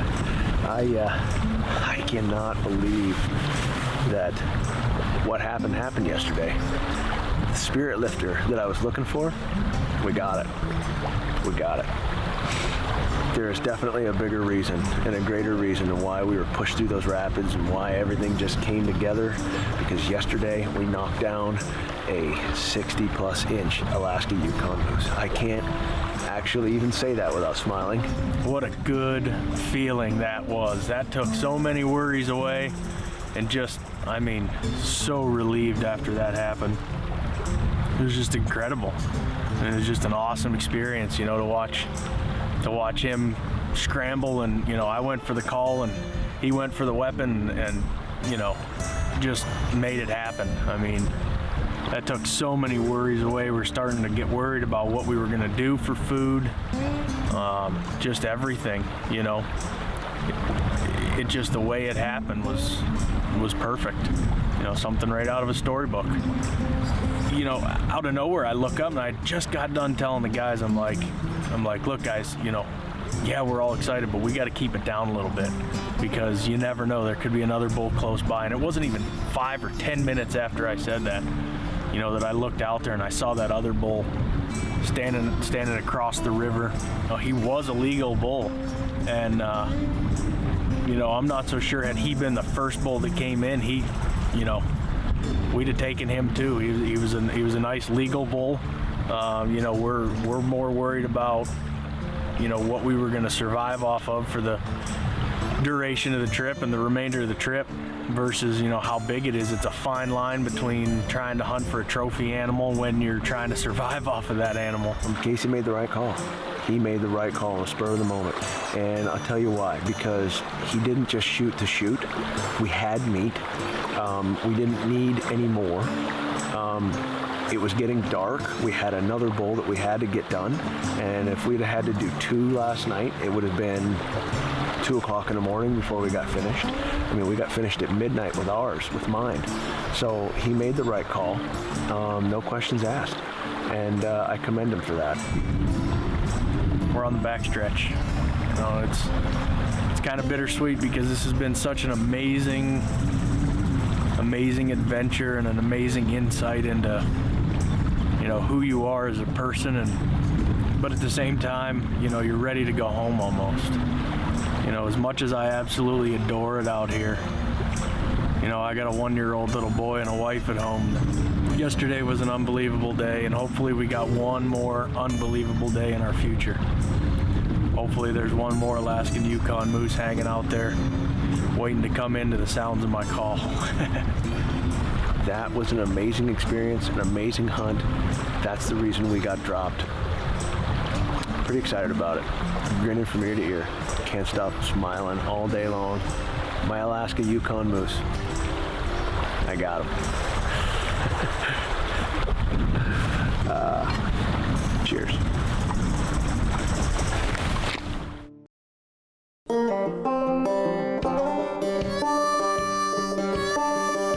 So we just got done taking the ribs and the tenders and everything out, salvaging all of the meat that we possibly could.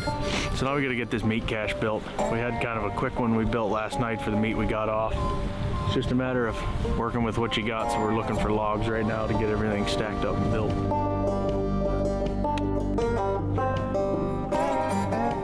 This is our makeshift spray bottle right here. We got citric acid, food grade citric acid that we'll just go ahead and spray this meat down with. And we don't have a spray bottle, so we got these 1 gallon Ziplocs. We just filled it up, citric acid, poked a tiny hole, and just squeezing it out.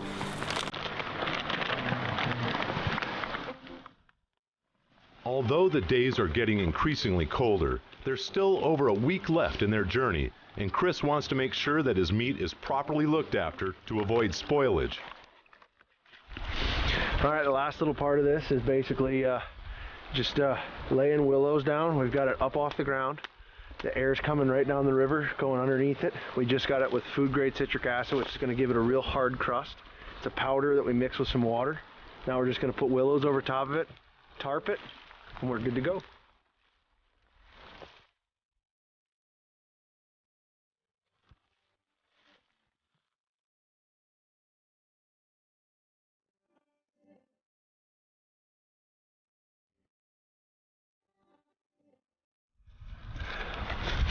Well, last night was a great night, and it worked out perfect for us. We got as much as we could and got all the meat kind of taken care of, but this morning I decided I'm going to come over here. I got to get this cape off his head, and it's a little chilly this morning. Snow all around us, but so far the sun looks like it's trying to pop through. I'm just going to work on this. Got to get the cape completely off the head and get it treated.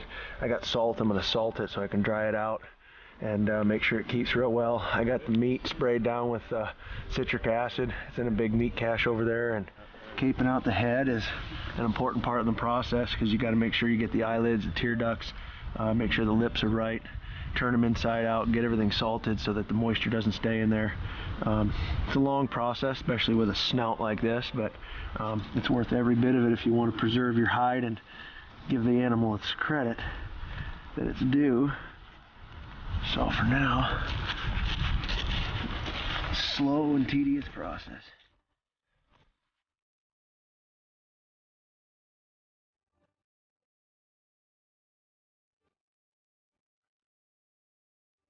Well, what we're doing now is got him off the head. So we caped him completely off the head, and we got the hide out. I got it out, spread out. I'm gonna dry it out a little bit. I got salt. Make sure we salt it all down. It's dirty, but there's nothing we can do about that. We don't want to get it super wet, so we'll do that. But what I'm doing is I'm fleshing it right now. I'm just taking off anything that got kind of caught up in the cape as we were skinning it last night. 2 reasons. 1, it'll rot, and 2, weight. It's extra weight. You don't want to be carrying that, so we're fleshing him out as much as we can. He's pretty good. We got him as clean to the bone as we could, all the way to the skin there. So now we're just gonna go through and pick off a little bit here and there, flesh him out, salt him, and I'm just gonna let him air dry here today.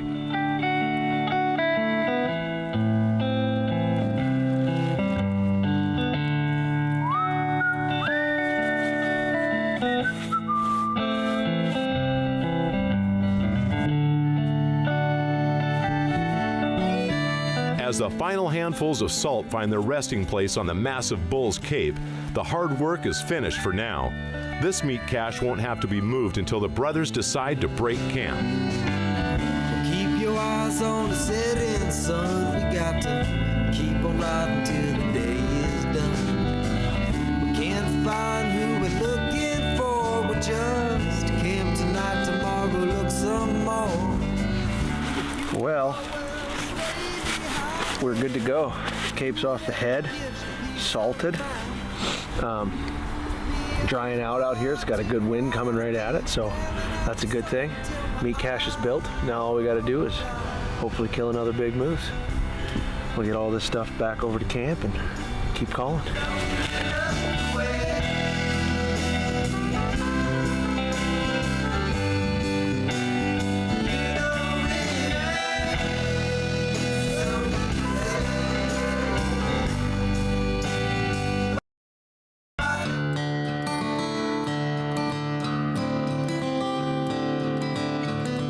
The sun breaks the clouds on morning 19, and Prayer Point has proven itself to be the hot spot the brothers expected.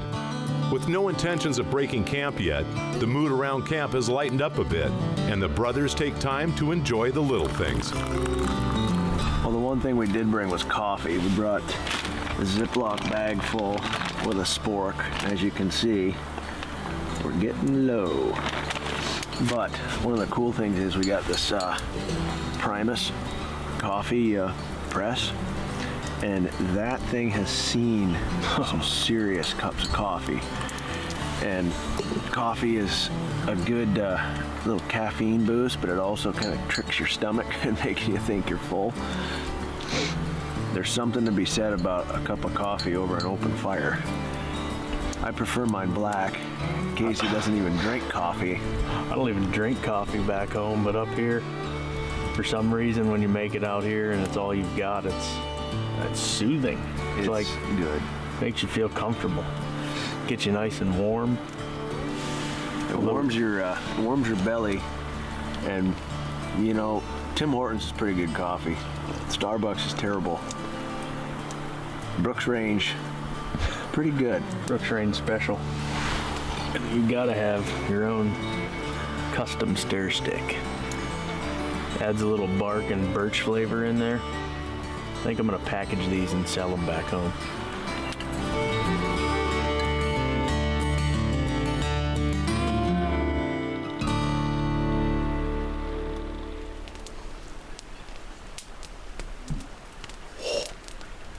Do you hear that? Oh, listen to him.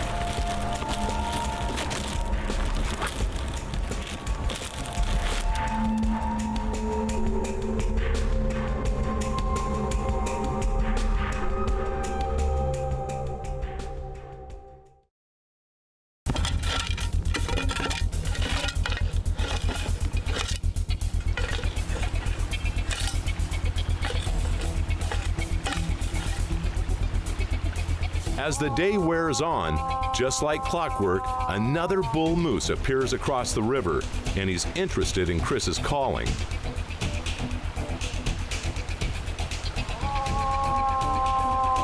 he's got his ears up and pointed right at us. He's right in the wind line of where Chris killed his bull. He's directly downwind from it.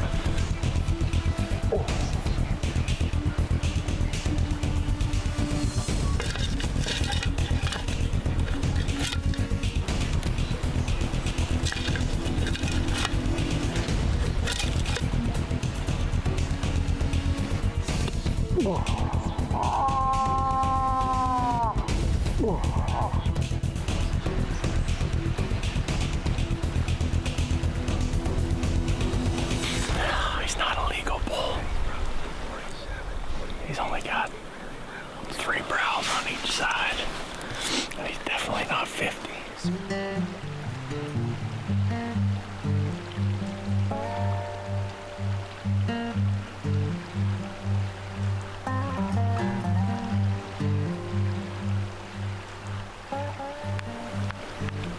The wait continues.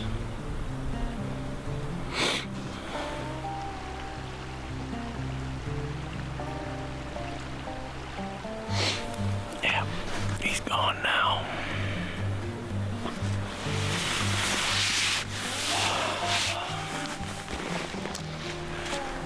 We're still in it. That moose showed up. It's a different one. At first I thought it was the same one from yesterday, that second bull. But it's not. It's not the same one. They're in the chips right here every day so far. Yeah, I think he got whiff of that kill site. Yeah, when he got down from it, that wind was going right there. Yeah. So he wasn't coming any closer than that. No, but this time of night, say 5:30. The cow and bull thing could have thrown him off a little too. Yeah. Having both calls. We were just messing with him anyway. Yeah. So he's on his way. He's out. That was cool though. I just sat down to the fire and called. Came in. Cool. Awesome. This far into the journey, Prayer Point has been the most productive camp yet.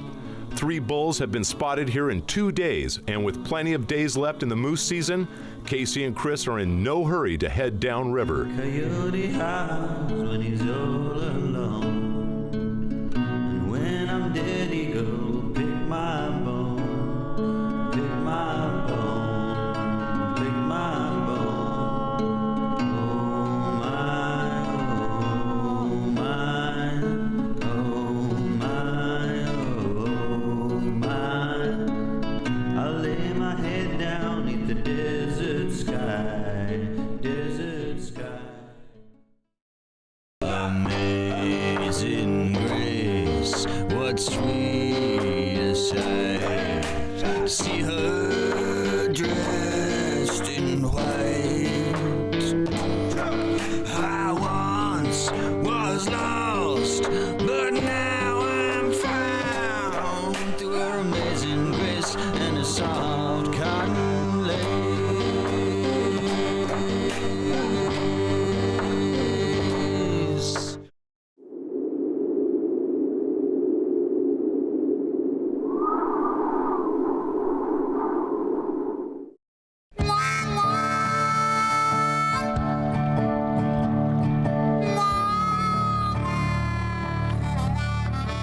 On day number 20, as the Alaskan winter tightens her grip, a fresh fallen snow dots the landscape. With temperatures dipping into the low teens, the aches and pains from spending each of the last 19 nights sleeping on the ground make themselves known.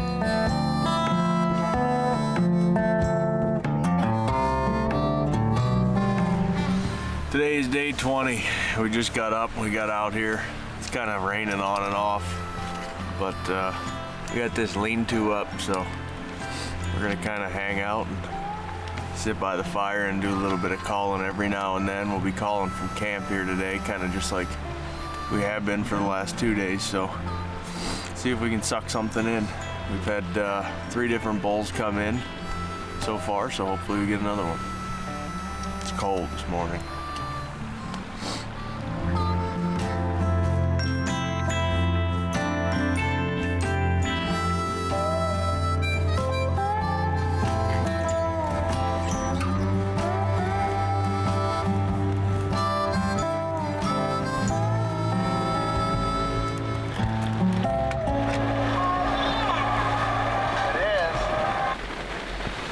Man, I can't wait to get home to my family. I'm just sitting here looking on the iPhone. It's the 20th of September, and I shot my moose already, and we're praying that Casey gets one. We're just kind of in the tent today. It's pouring down rain out, and I'm just watching videos on my iPhone, my little girl, and just thinking about that day. It's going to be a good one. We've got some time left, but man, after this long, you miss them. Oh, I see Rose up there. She's running really hard. Casey's outside under our lean-to, and I'm in here and just rotating shifts and calling and doing what we can do. We were going to move today, but the rain just, it's no fun packing and rowing in the rain, so we're going to give it another day here. And then it's off to the next camp. But we're getting to the end. It's the backside. I'm feeling it too. My body does not want any more red meat. I'm gonna have to do some fishing or something. I'm just spent. But looking at old videos and pictures on my phone keeps me going. Really fast.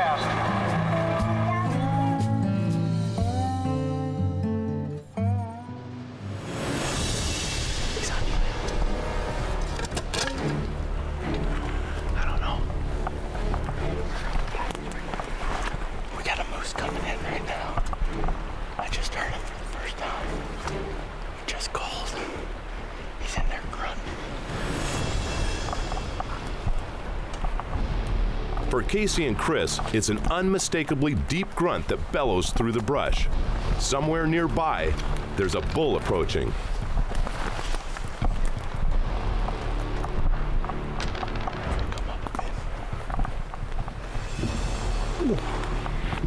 Can you see him?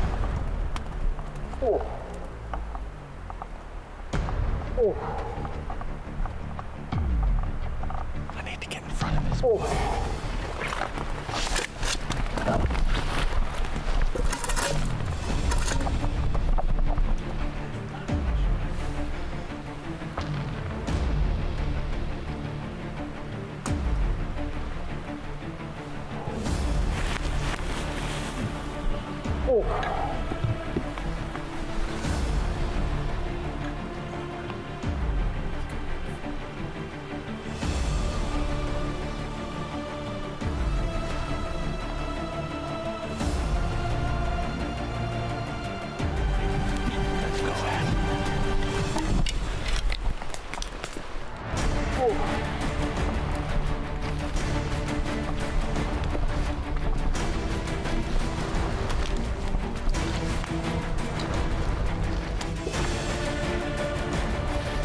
As the bull pushes closer, Chris's position below the bank keeps him from seeing how the bull reacts to his call.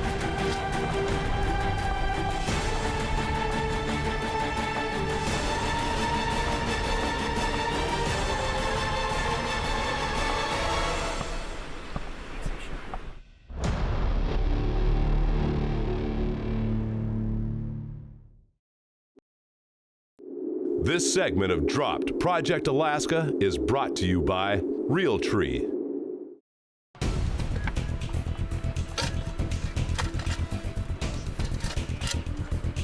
can't see him. Is he coming? Case, is he coming?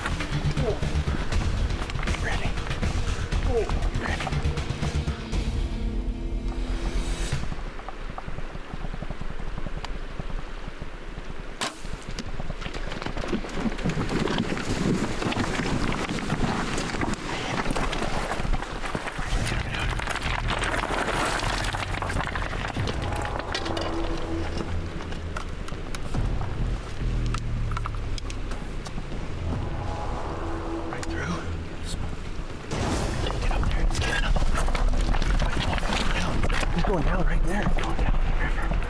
Let him get back to shore. Dude, he's down. You killed him. Kill him. Dude, get down in the river.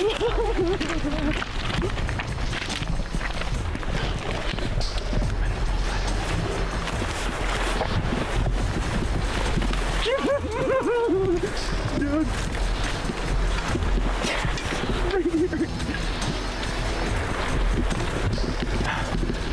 With the bow. Oh man. Oh man. With the bow. Oh man. Oh, I don't even see him. Like I was behind you calling. oh man. Oh. With the bow. Let him have the wrath, dude. Oh. Oh, yeah. Oh, yes. Yes. Thank you. Thank you. Drilled him. How far was he? 39 and a half. 39 and a half. Wrath. Through the middle. Just crushed him. He was quartering, so I wanted to aim a little further back. It worked. He's gonna get caught up on the rapids He's eventually. gonna get caught on those rocks right there, I'm hoping. He will. We're just sitting around camp. Just got done calling. Ooh, we heard him. Ooh. Ooh. Ooh. And here he comes. 3:45, 4 o'clock. It's stopped every single time. It's unbelievable. This spot is amazing.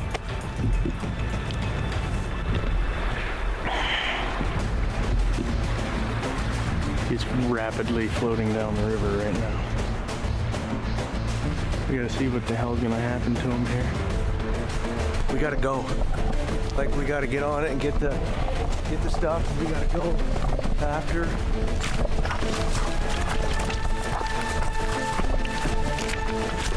Oh boy.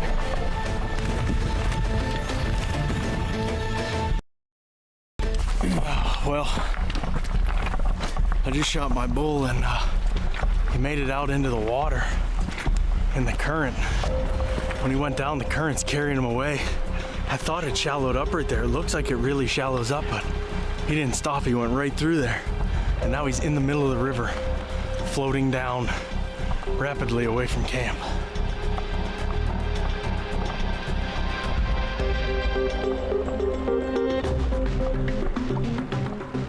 Oh man, not good.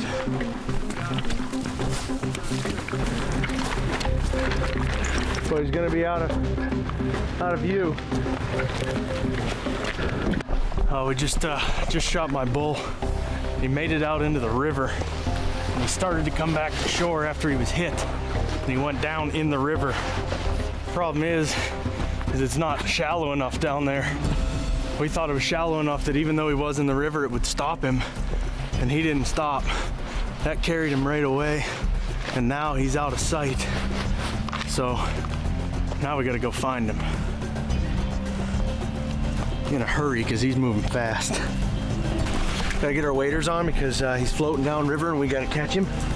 I don't know how we're gonna do this because I don't know how we'll get back up to camp. So it's gonna be an interesting situation right now. Once we do find them, we got to do all of our work down there, then get back up here, and that's gonna be a chore. That's gonna be a real project. So I'm still trying to run through my head how we're gonna do this. Last time I saw him, he was right in that white water right there. He went right by it. I think that's an island though.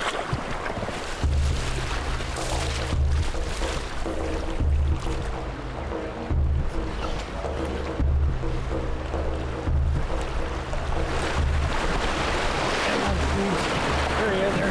He's right there. He washed up. He washed up, buddy. There he is right there. He finally washed up. We're not all that far from camp, actually. When they get in the water, man, there's just no telling what they can do. They run to the water for safety. They're raised on the river. They run to the river when they're young from predators. They know that that river means safety, so immediately when I hit him, he ran right into the river. And he tried coming back, he just didn't make it.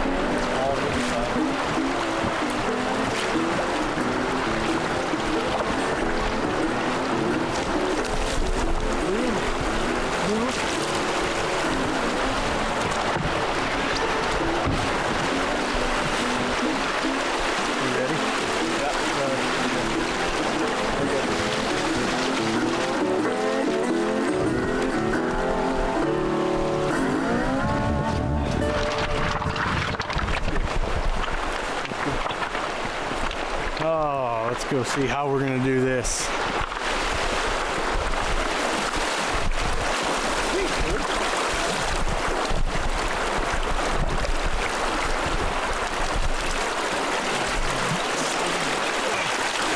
Oh yeah.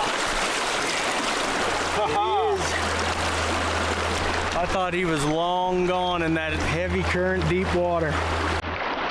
We jumped in the rafts and just skirted around the bend right here, and here he lays. My Alaska Yukon moose. We are losing daylight rapidly, and we've got one whole side done. Casey's just securing him over there with, to a tree, just because we're gonna have to go upriver here to camp for this evening, and we're gonna have to start on him again bright and early. But we've got him protected. We've got all the meat off one side. We just can't get started and keep going here. We're gonna lose light pretty fast, and it can be a dangerous situation. So we're just tying up, getting ready, and we're gonna try and navigate our way back upstream, back to camp. We got all that meat off, so that entire side is done. We got to cache up here on the shore. Everything is nice and cold. He's in the water, which is actually good. It's nice and clean, but it's also really, really cold. So we're gonna leave him here overnight for a couple hours and come back in the morning and hammer him out. Casey and Chris have done all they can to this point. They'll be forced to hike 3/4 of a mile back to camp in the dark. The guys arrived safely at camp last night and had only a few hours of sleep. It's now daybreak, and breaking camp and packing the rafts are the task at hand. Forced to leave their search and rescue raft at the kill site, the brothers have no choice but to try and pack every piece of gear they've got into one raft. We're just getting all the moose meat from the meat cache right now. Everything's good. We're putting it in the bags. It's a lot of meat, and it's really heavy. They're phenomenal for wicking the moisture and keeping them clean. So we're just trying to get it all situated, figure out how we're gonna get it on that raft. All we gotta do is get it down to the other raft, and then we can disperse it correctly. But all of our gear and one whole moose on that raft, I'm a little skeptical and a little worried, quite frankly.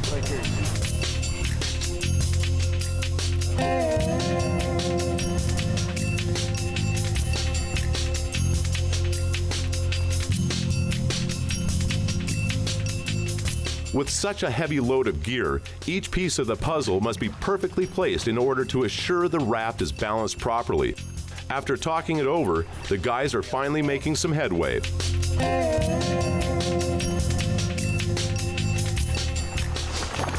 We'll get her in there. All we got left is the antlers for this one. We're not going very far. We just got to get down to where my bowl is and my raft.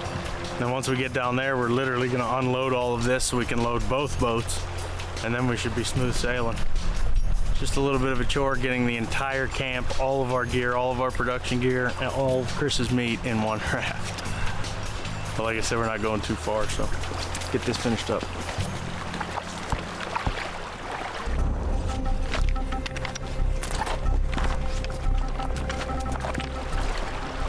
Take my time. I got the only big concern is that sweeper right there.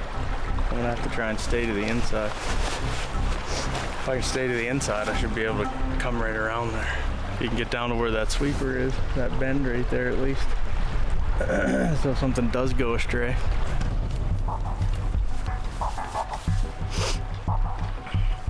Let's go.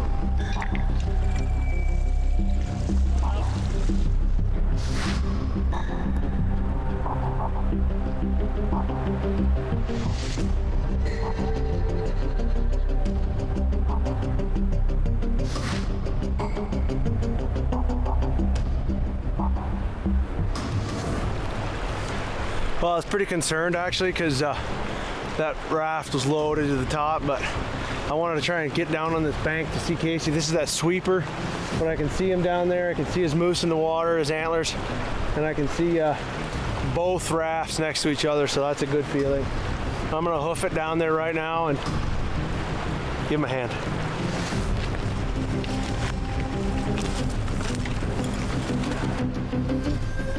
Well, I made her down here safe and sound.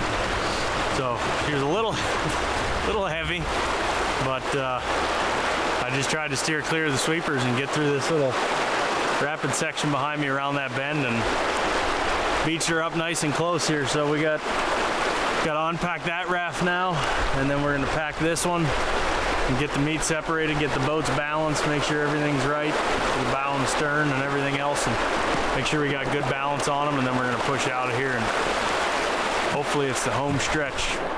Casey is relieved to arrive at his moose untouched by any predators that may have been lurking close by.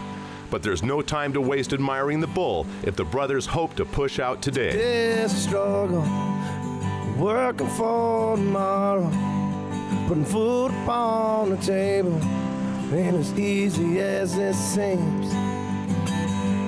Years to go, dig deep within your soul. Someday you might strike gold, so hang on to your dreams. 'Cause today's now, step outside the door. You might hit the ground, but you just might win no more. It's time for singing, it's time for dancing in the rain.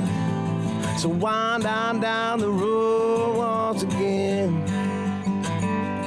It's not easy, you know just what I mean.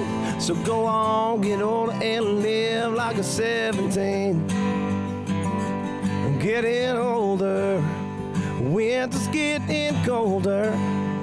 Find yourself a lover, hold on to your seat and let her cry.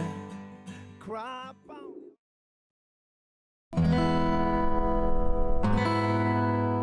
As the sound of the river echoes through the trees, Casey and Chris both have a chance to put their minds at ease.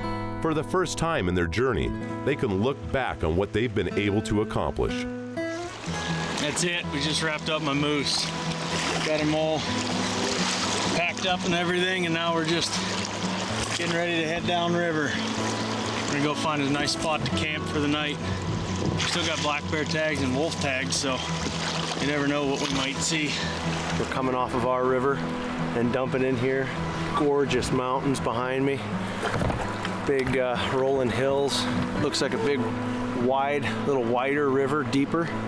I don't know, we'll find out.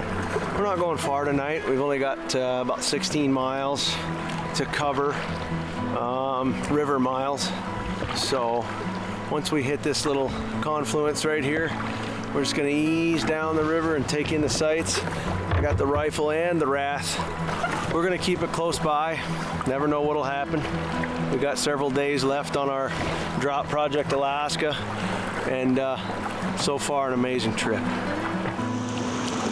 Just to be able to come up here and do this on our own and battle everything that we battled, the weather and the cold and the elements and the water and the rafting and the dragging and the rock gardens and the mountains, and I mean, it's just been an absolute humbling experience. We're joining up with the bigger river right now, so I'm gonna see if I can see what this river's got in store for us. Maybe it's got a black bear or wolf. That all remains to be seen, but for now we're signing off from this little hidden gem in the Brooks Range of Alaska.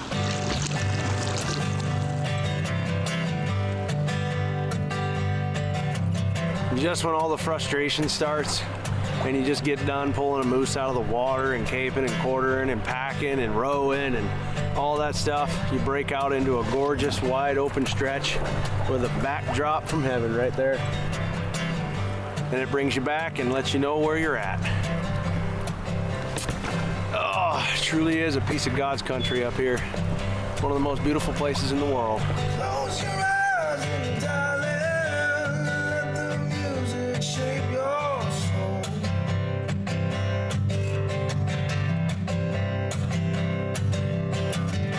Sun's still above the horizon, say goodnight before it goes.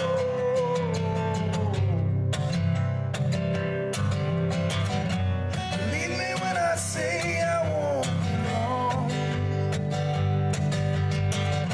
Stars, lights will guide me home.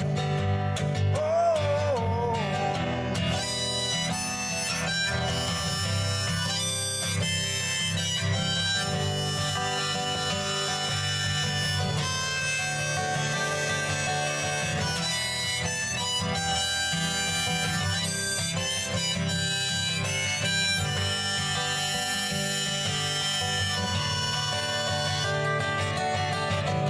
And you'll see the leaves turn to gold, and the hills will throw out the snow.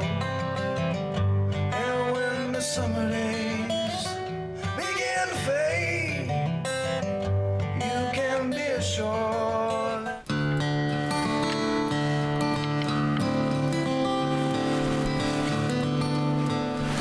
This is it, the final breakdown of the Alaskan Arctic oven. We're getting picked up this morning. It's been a long time out here in the bush. It's been a lot of fun. It's been kind of a humbling experience.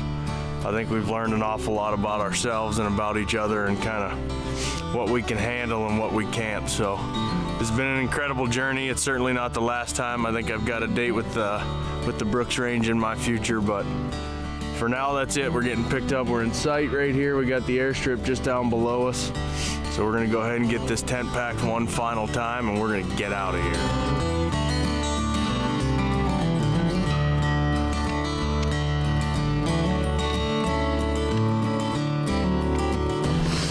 Well, this morning is a bittersweet. It's as bittersweet as it gets, I think. We just left the base of our Little Rock camp right there, and we're headed down to find the takeout and get pulled out of the Brooks Range on an amazing project. Drop Project Alaska was mentally challenging, physically challenging, some frustration, some highs, some lows, some downs, some ups. It was everything I expected it to be. I loved every second of it. My body has gone through a little bit of a formation right now. It's kind of all over the map, but I'm looking forward to getting back. Hot shower, see the family. All in all, an extreme sense of accomplishment, an extreme sense of just feeling good about yourself. So we did it. We were given a mission for 28 days to come out here and take 2 moose, and we did, and survived off this land. And I can look back and say I did that now, so I'm excited. The whole crew, everybody involved was on point, on ball, and a fantastic end to a fantastic trip.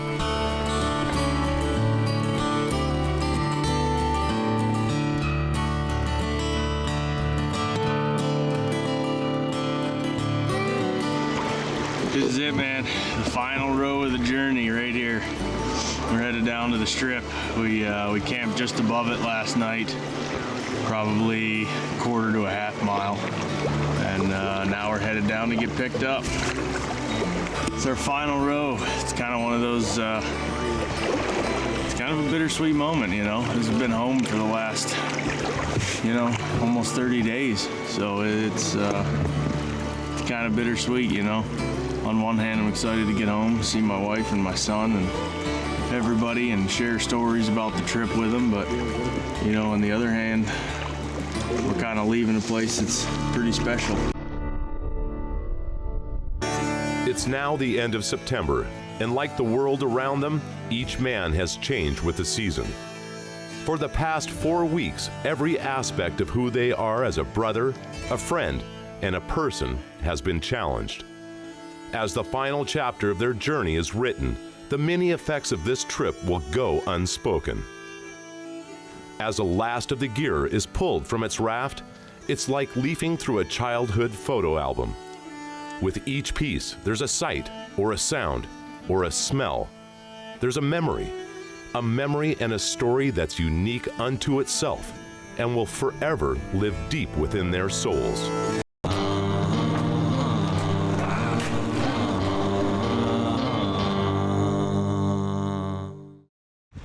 Our ride is officially here. It's coming right there.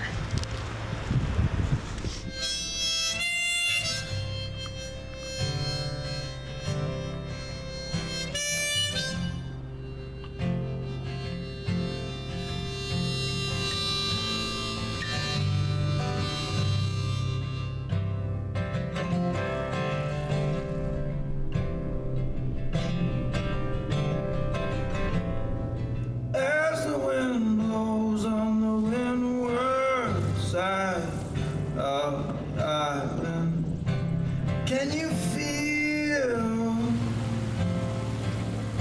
it take you, my body and soul? Call back the memories and walk in their highlight. Look at this. That's what I'm talking about right there. After 20-some days of living on caribou and moose meat, you're right into it. Oh God. Place you finally long. It tastes like filet mignon. The tide is changing. Pulls that child like the waves to the sand. Life rearranging. Fellas, no course set by any man. Any man. Any man. Oh, watch as they break. They sigh and they swell. Oh, watch as I break. A sound that I'll never tell. I'll never tell. I'll never tell.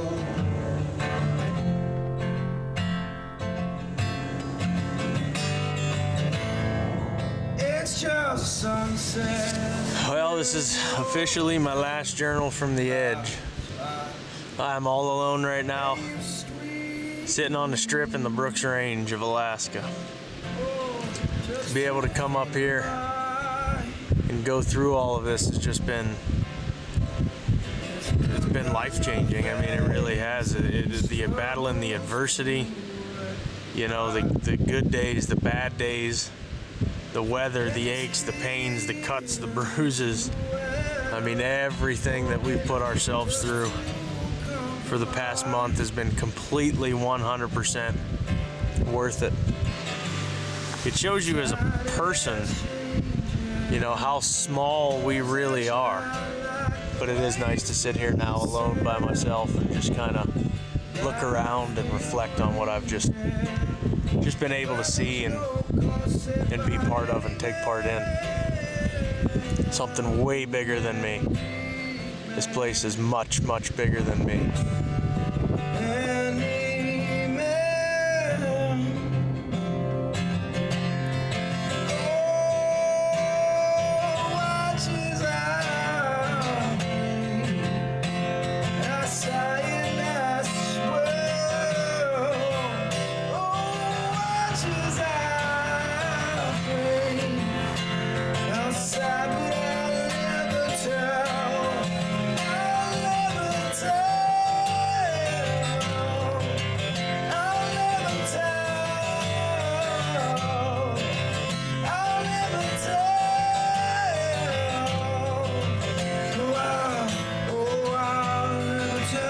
Well, this is it. We're loaded up.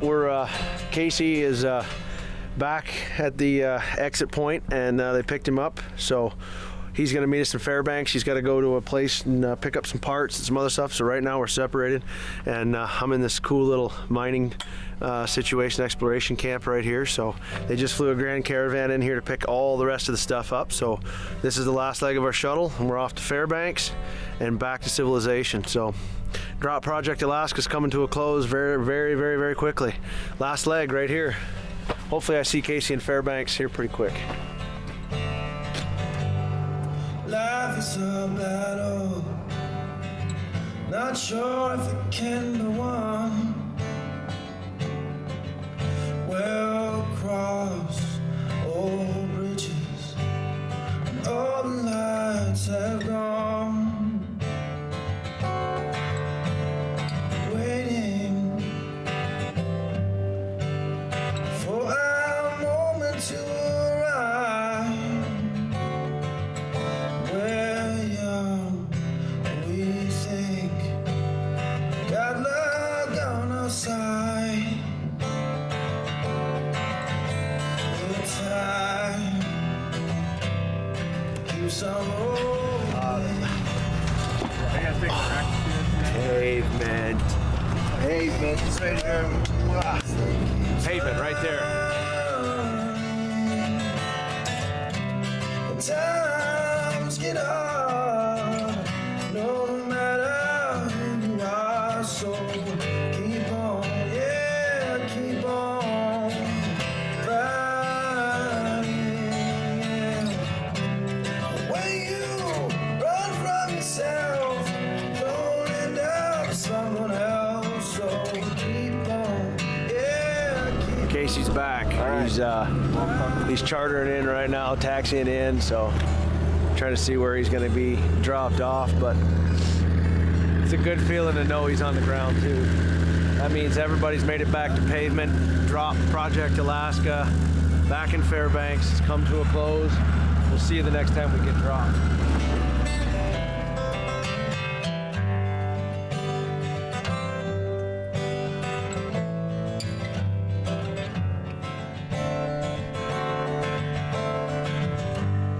Life is a journey, not sure where it starts.